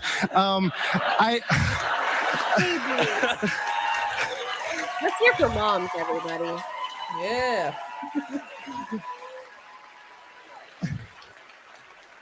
And lastly, I just want to go back to my original point. There is greatness in every single person. It doesn't matter who they are. You have a genius that is waiting to erupt. You just need to find the right people to unlock that. Thank you so much to everyone who has unlocked my genius. This means so much to us. Thank you to the Academy. Yay. Right on. A very deserved award for two wonderful people. I'm very okay. So that makes real quick, Christina. That makes Everything Everywhere's chances at Best Picture almost a complete lock at this point. I would say it's very unlikely they would win Best Directors, not win Best Picture. But go ahead, Christina. We got actor in a leading role, actress in a leading role, and the Best Picture. All right, only 3 of them left, people. Best actor's gotta be Brendan Fraser, right? Mm-hmm. It's either gonna be that him or Austin Butler. Late odds are that Austin Butler is picking up speed, but as people actually see the whale. This is gonna be if Michelle Yeoh doesn't people win, actually see the whale. Academy when I'm done with them. Exactly. It's well, and the problem with Best Actress is that it's between Kate and Michelle, and they're both fantastic. Mm-hmm. But it's literally it should be career Michelle. best roles for both of them. But the thing is that it's like, yes, this is Kate's best performance of her entire career, but Michelle does fucking martial arts and it's her best performance of her career. Yeah. So it's like, Kate didn't judo chop anybody. So like, come on. She did tackle a dude, which is pretty great. She did tackle a dude. It feels more dimensional though, because it is both deep drama and comedy. So there's more of a depth of a performance coming from Michelle Yeoh than we're getting in Tar, which, is a very intense performance, but it is that. It is only that. Yeah, I totally agree. It's so dynamic what she's doing. And have you ever seen pictures of like Michelle when she was doing when she got the script and she was like prepping for it and she like had little like Post-it notes sticking out of her script for like every single page had a little moment that she was like, this needs to be taken note of. And it was like the entire thing was like a giant thick ass binder like this with notes just sticking out of it. Like she puts in the fucking work and she deserves. This is a good point. She plays multiple different characters in one role. Yes. Very good point. True. Yes. Also, judo chop isn't a thing, apparently. It isn't a thing. No, I just made that up. sorry, I made sure. Thank you. No, please correct me. I believe it only came in the G.I. Joe action figures. Yeah, right. Exactly. That's enough. It's in the consciousness. We actually owe Mattel money now. Right. There goes our monetization money. I'll $1.50 of it. But yeah, she really cared, and I think that's true of all the performances. You see people really caring, because it wins Best Original Screenplay, and then all the actors can do stuff with that. It's hard to win anything if what you're acting is Top Gun Maverick. You can act your nuts off, but that's not a good script. Yeah, no, 100%. It's a career best script too for her. That's like specifically like, how could that be anyone else? I know that Jackie Chan was originally like who like they were thinking of, but it is so uniquely, Michelle Yeoh. It is better served having been changed. That's why I thought a judo chop was a thing. Right. We're big Taekwondo Flav fans. Why? Because of Austin Powers? Yeah. And you know what's funny is that same thing happened with Sigourney Weaver and Alien. Yes. Yeah. Yes. So anytime that decision gets made, it winds up making it a much more flavorful movie, because if you write the script for a woman, it seems to just suck. Just write it for a man, then switch it later because you're gonna fuck it up. A lot of people can't write for women. That's what it comes down to. And the trick is write it like it's a man. Yeah. We like that anyway. I think. Yeah. Oh, go ahead. No, you go ahead, Conan. Oh, I was just gonna say the other nominees are worth mentioning too. Andrea Riseborough, to Leslie. I think I like to Leslie a lot. I think she's great in that. I really enjoyed it as well. Anna de Armas in Blonde, the much maligned Blonde. I'm never gonna have a bad thing to say about Anna de Armas. I think she's great. Yeah. Michelle Williams in The Fabelmans. I like her. You know, it's I didn't think that was it personally, and I think that Viola Davis should have been in there practically. But anyway, I agree. Like, I would swap out Viola and Michelle. Like, I love Michelle in like pretty much everything. Like, and I think that she is a powerhouse. But this is, like we've been saying, it's the lesser Michelle. Yeah, it's just a basic mom role. So I'm like, I think she can. Although weirdly underdone compared to the actual Spielberg mom. Which is like, he's even more crazy, which is kind of nuts. I dig that, but somebody said, I just don't think people would believe that his mom would be that crazy. So they had to dial it down. Yeah, exactly. Like, we know Mrs. Spielberg's an 11. We need you to come in at an 8. Right. For best actor, I just got to say that it's kind of a bummer to be the two people that are most likely to win from the two movies I like the least the entire year, which is The Whale and Elvis. Yeah. I think Paul Mescal and After Sun's absolutely incredible, but he's my god, yeah, but he's so good. Bill Nighy Living. How do you remake freaking Akira? Well, they did it, and he's great in it. Colin Farrell was fantastic in Banshees. If I was voting, I would vote for Colin. Like, he's my pick. I have Brendan on my ballot because I just think it's a cute little feel-good story, and he was good in the role, but like, God, that movie sucked. He was so good in the role of a movie I did not care for. Yeah, that's really how I feel as well. His story is a big part of it too. Go ahead, Everybody's just so happy to have Brendan Fraser back that they're like, give him the award. Yeah, and keep him here. Yeah, so he's back now. Yeah, don't let him leave. We love him. Yeah. Right, so we're doing leading role.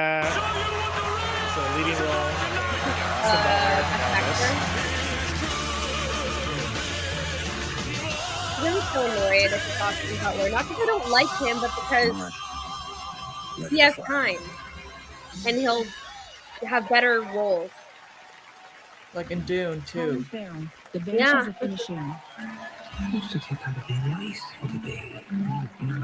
2, The Deuce. God, I love his eyebrows. His eyebrows deserve their own. And the award for best eyebrows goes to Colin Farrell again. Not me. I know. Did you see that tweet I made a while back where I said, Colin Farrell has to get caterpillars on his forehead, but it's because he has so much charisma, he can pull it off. I put dead caterpillars on my forehead, and my wife tells me I'm gross and won't talk to me. Her more incredible daughter. Are you actually trying to parent me right now? Haley, look at me. Who would want me to be It was a lot. of their life? Austin Butler's been keeping on the cover. The fact that Paul Mescal even got a nomination is a really good sign for where the Academy is going. I'm really proud of him. Wherever you want to live, you can be whoever you want to be. Play! Thank you. Danke. Great job, guys, gals. Better send this down in case they're neighbors. Bill Nye, Living. How did it happen? You smoked one, I didn't notice. I had to go. Shit! What I was becoming. Hold on. And then I knew what it was like to be alive. I know something If you only don't to be know. alive like that for one day.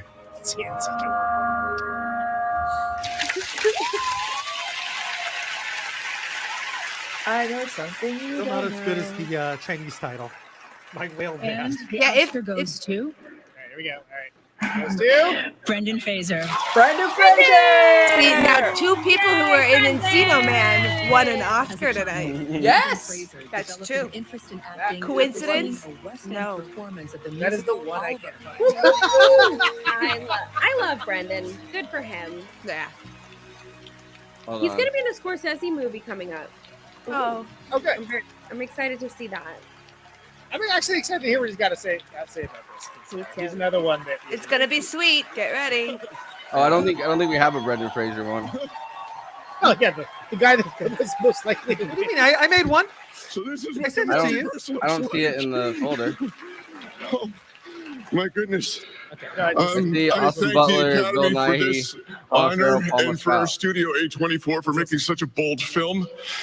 And I'm grateful I spent to so much time Darren color correcting Aronofsky it. Why did it not for get there? throwing me a creative Oh, you lifeline put it- and hauling me Oh, I see. aboard the good ship, the Whale, that was written by Samuel D. Hunter, who is our lighthouse. Gentlemen, you laid your whale-sized hearts bare so that we could see into your souls like no one else could do. And it is my honor to be named alongside you in this category.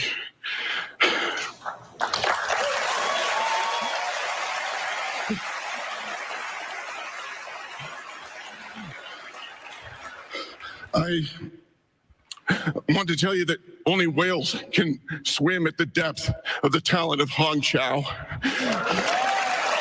And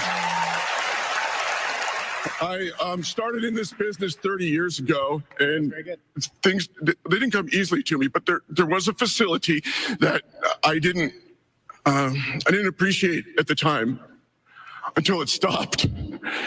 And I just want to say thank you for this acknowledgement, because it couldn't be done without my cast. It's been like I've been on a diving expedition on the bottom of the ocean, and the air on the line to the surface is on a launch being watched over by some people in my life, like my sons Holden and Leland and Griffin. I love you, Griffey.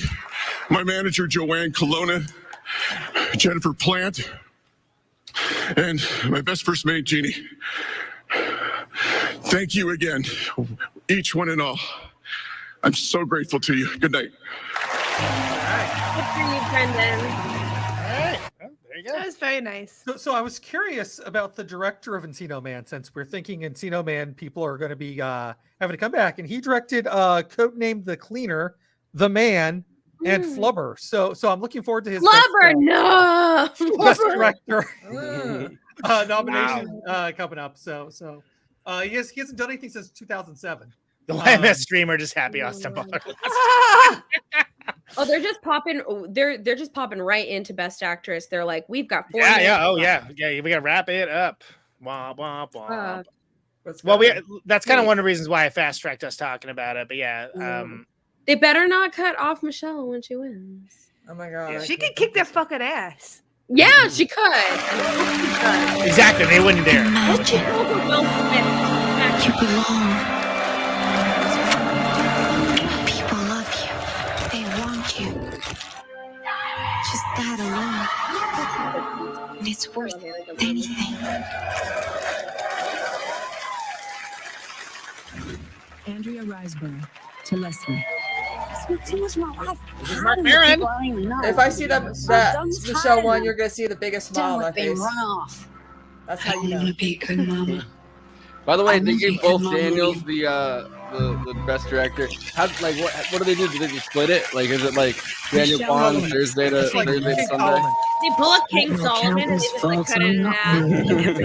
Half the week, one of them gets it. Gonna not be Yeah. selfish. Well, no, I think it's Thursday to Sunday because I think Daniel Kwan parties more, probably. Daniel Schweider's more of the business guy. So, yeah. Let's give like the horse situation again. Everything, everywhere, all at once. There is something out there. Something that explains why, no matter what, I still want to be here with you. I will always want to be here with you.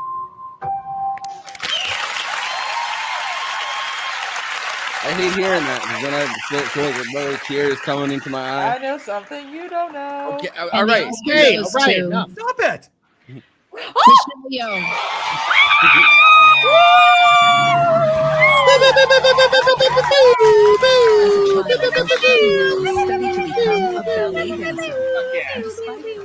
You know what? Can I just remind everyone? Now we don't have to write. I'm putting down my flail as we speak. Don't need that anymore.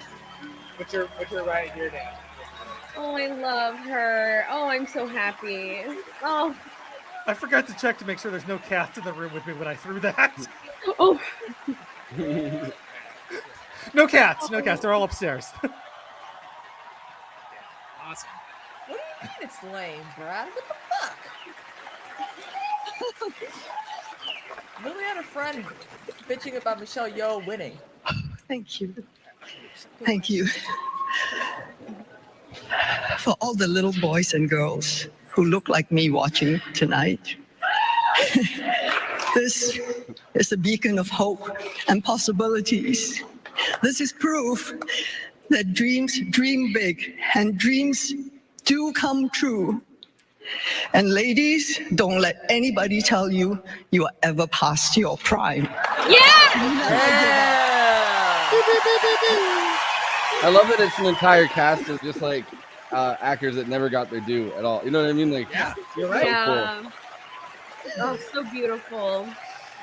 Oh God, I'm so happy for her. I wouldn't be standing here tonight without the Daniels, without A24, without my amazing cast and crew, without everyone who was involved with Everything Everywhere All at Once. But I have to dedicate this to my mom, all the moms in the world, because they are really the superheroes. And without them, none of us will be here tonight. Everyone has to Best Actress winner at the Oscars in over 2 decades. I like the idea that like everyone has to show up. Ke Kwan that's involved in the She's movie. 84. Like here's and to I'm all taking the this moms, home to her. every She's mom. watching right now in Malaysia, KL, with my family and friends. I love you guys. I'm bringing this home to you. And also to my extended family in Hong Kong, where I started my career. Thank you for letting me stand on your shoulders, giving me a leg up so that I can be here today. And to my godchildren, to my sisters, all of them, to my brothers, to my family. Thank you. Thank you. Yeah. Thank you to the Academy. This is history in the making. Well, that's the one I wanted second most. So, well, guys, we're not writing after all. Yes. Exactly. I threatened that 9 months ago. Was that 9 months ago? Have they done Best Picture yet? Because if Top Gun wins, we're rioting. Oh yeah, that's the last one. It's coming. That's the last one. It's the last riot warning. Best Picture. Oh, cute! Oh my God, he's so cute. Oh, there he is. There he is. Oh man, there's Harrison Ford presenting so that he can just like scream everything everywhere all at once. Oh, okay, so yeah, they are not fucking around at this back half, man. They're right down on it. Yeah, MDR, thank you. We got a super chat that says, "Great job, guys and gals. Better send this now in case there are major upsets and I get too angry and sad." I already put it on a little while. Yay! Ago. Worth putting it on again. Still true. Yes. Well, what am I supposed to do? Not put it on when I come back down because it's really the money that goes to. Wow, the 3 Academy Awards for Michelle or inspired. So go ahead. That's fine. So the 3 Academy Awards for acting makes Everything Everywhere Wants the third film to win 3 acting Oscars after A Streetcar Named Desire and Network. Whoa! Really? Wow. Cool. That's good trivia. All right. Let's All quiet on the Western Front. Avatar, The Way of Water. The Banshees of Inisherin. Elvis. Everything, everywhere, all at once. The Fablemans. Tar. That Tar got nothing. Crazy. Triangle of Sadness. Women talking.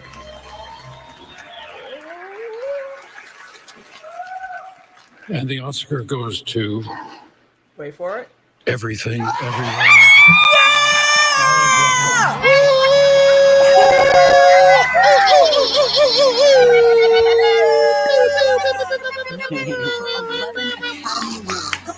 Acting like we're all surprised. We all didn't know I kind of knew that was gonna be kind of figured it was gonna be the case when they started giving all the smaller ones to like films that were like they made sure not to give Everything Everywhere All at Once like any of the smaller Oscars. Yeah. And I felt well, like and also best director. Yeah. Rare for best director. Good. This is so But good. sometimes they split it. A lot of times Not they'll very split often. it and give. Not very often. One of the best predictors in things. I'm so happy. They for do them. sometimes. This is so great. Yeah. Like if it had gone to Spielberg, I think it would. This feels incredible. Wow. All right. There is no movie without I wish our I had saved my brilliant ballot, and I think big-hearted that's, cast and crew, Yeah. but not just these beautiful souls Yes! here. Also up there and in Little Tokyo, we see you. So this award is ours. It's intimidating speaking up here. Let me just tell you that. I never thought I would get to say this, so I say it with one voice with all these people. Thank you to the Academy. A24, thank you so much. You saw our weirdness and supported us for a year theatrically. That's incredible. Thank you. To my brilliant and beautiful wife, Ani. If all this shiny stuff and tuxedos goes away, I would just love to do laundry and taxes with you for the rest of my life. But this is for my dad, who, like so many immigrant parents, died young. And he is so proud of me, not because of this, but because we made this movie with what he taught me to do, which is no person is more important than profits. And no one is more important than anyone else. And these weirdos right here supported me in doing that. Hong Da Zhang, memory eternal. Daniels, I don't know what to say. I love you guys. You just won Best Picture. We've said enough tonight. I just want to say that thank you so much, everyone here. You have all inspired me. I think one of the things that I realized growing up is that one of the best things we can do for each other is shelter each other from the chaos of this crazy world we live in. Thank you to the storytellers here who did that for me. The world is changing rapidly, and I fear that our stories are not keeping at pace. And I sometimes it's a little scary knowing that movies move at the rate of years and the world on the internet is moving at the rate of milliseconds. But I have great faith in our stories. These stories have changed my life, and they've done that for generations, and I know that we'll get through this. Have a great night, guys. Thank you so much. Thank you. Everyone have a good night. Thank you for watching. Yeah! Woo! Perfect. That's got to be a permanent one. That's got to stay in the library. That's a good one. Yeah. Beautiful. I'm trying to find the okay account that's like Socialist Sopranos memes. They took Tony Soprano and fucking Carmela, and they have them talking, and she's like, Carmela's like, in another life, I would have loved to do laundry and taxes with you. Two things. My immediate thoughts, and I'd like to hear everyone else's. First is that with Everything Everywhere All at Once winning, that is a generational sea change. And that's one of the most exciting things. And I hopefully even people that were not impressed by the film or fans of it can understand that is one of the first movies that has had this level of success that had nothing for boomers. There was nothing for boomers there, unless they were, open-minded, blah, blah, blah, et cetera, et cetera. Yes. Generational change, huge. I guess also immigrant boomers. Like immigrant parents. maybe, but in general, the boomers that have stranglehold on American culture for years. Yeah. Huge. This is like Nirvana #1 huge. Yeah. Yes, absolutely. Very, very good, very apropos. And then the other thing that I will say with it is that Best Picture winners have a tendency to influence filmmaking in general and what kind of scripts get produced, what kind of scripts get bought, and what kind of movies that get made. Since this movie, which I love, is genuinely like crazy and insane, but has an incredible heart to it, I think that actually bodes well, even though there's obviously going to be like the GoBots version of Everything Everywhere All at Once. There'll obviously be the pick and save version of Everything Everywhere All at Once. The most dour outcome for this would be if Top Gun Maverick had won. And I say that as someone that I did not hate the film. I enjoyed it. But like, as far as for filmmaking, that should not be rewarded. So the future of filmmaking has, to some degree, changed a little bit more towards the weirdos. And I think that's something we can all celebrate. Yeah. So, anyone else wants to chat? And not towards like the U.S. military making more movies. I'm glad about that.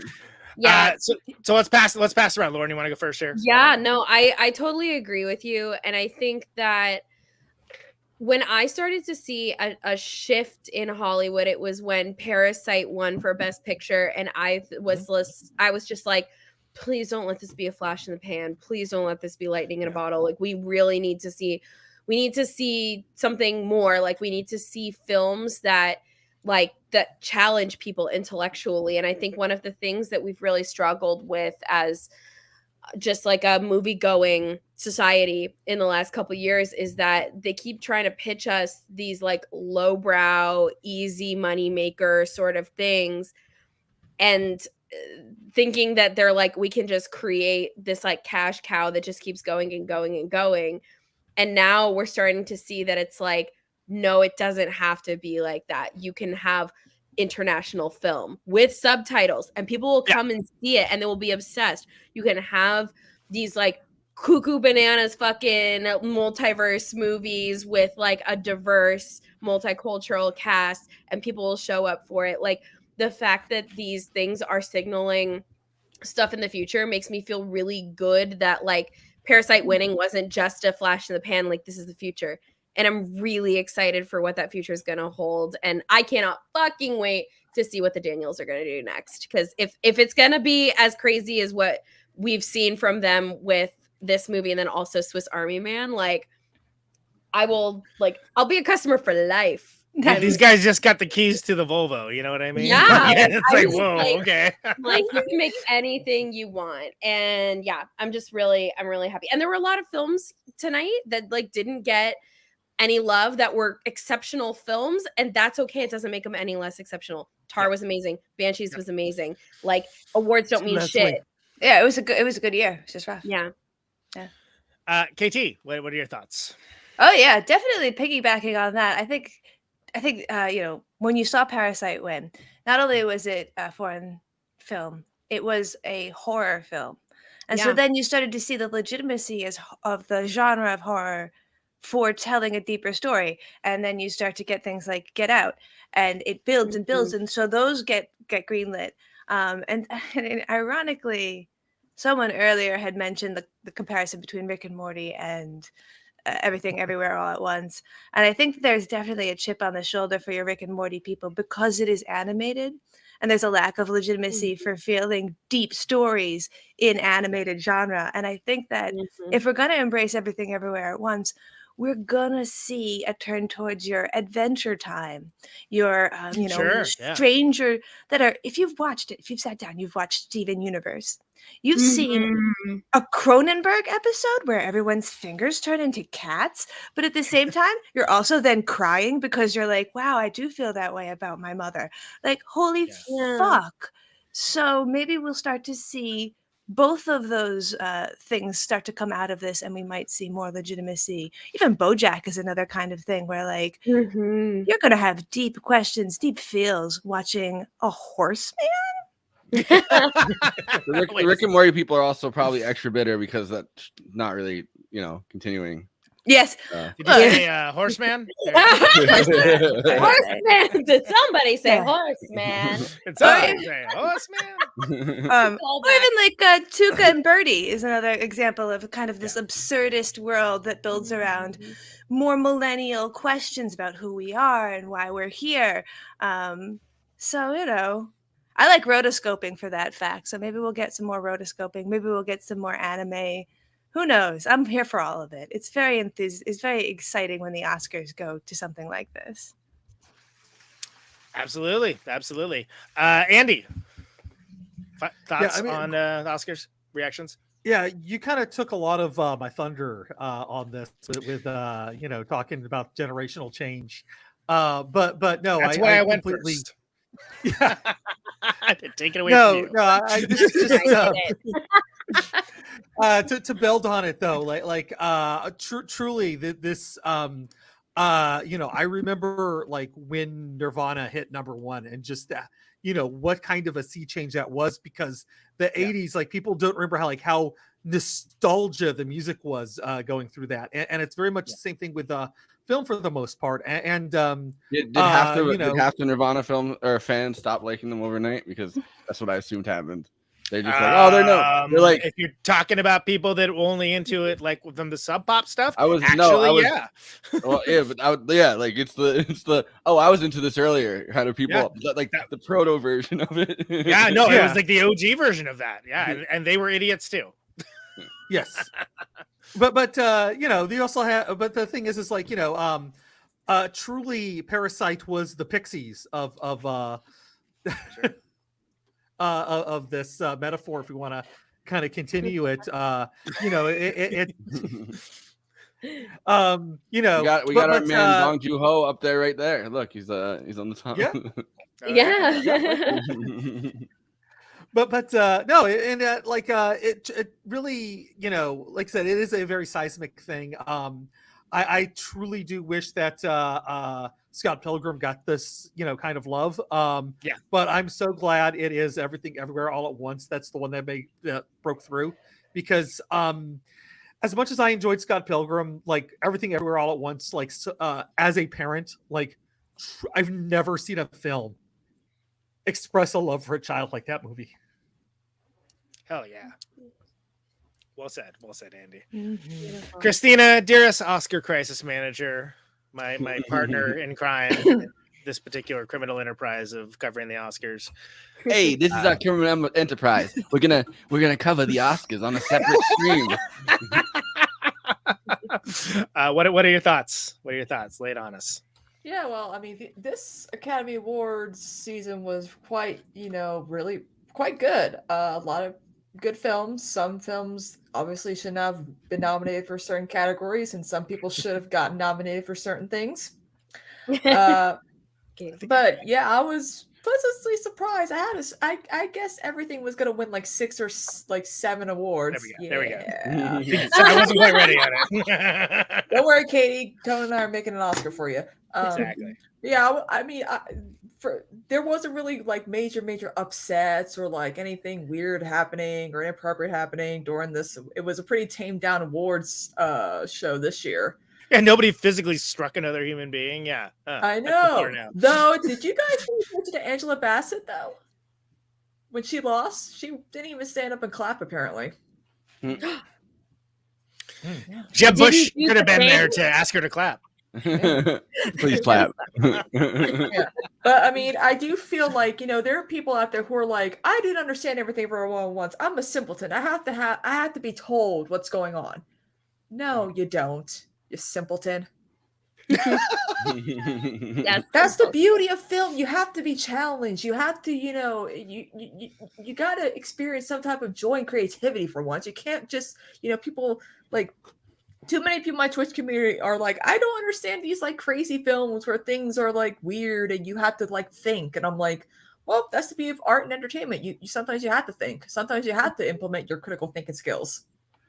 And also, too, the beauty of those films too is that there's multiple, you can come with your own hypothesis, your own theory about something. Things can be interpreted in different ways. It's all good. Stop bitching.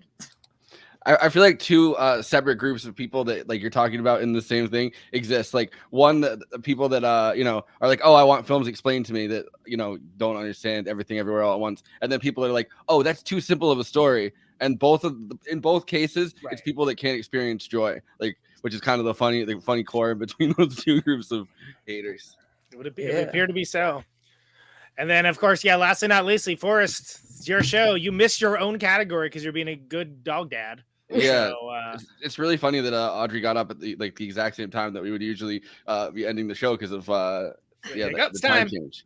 Yeah, But yeah. I'm just gonna say that this is the Oscars handing out awards this year. Nice.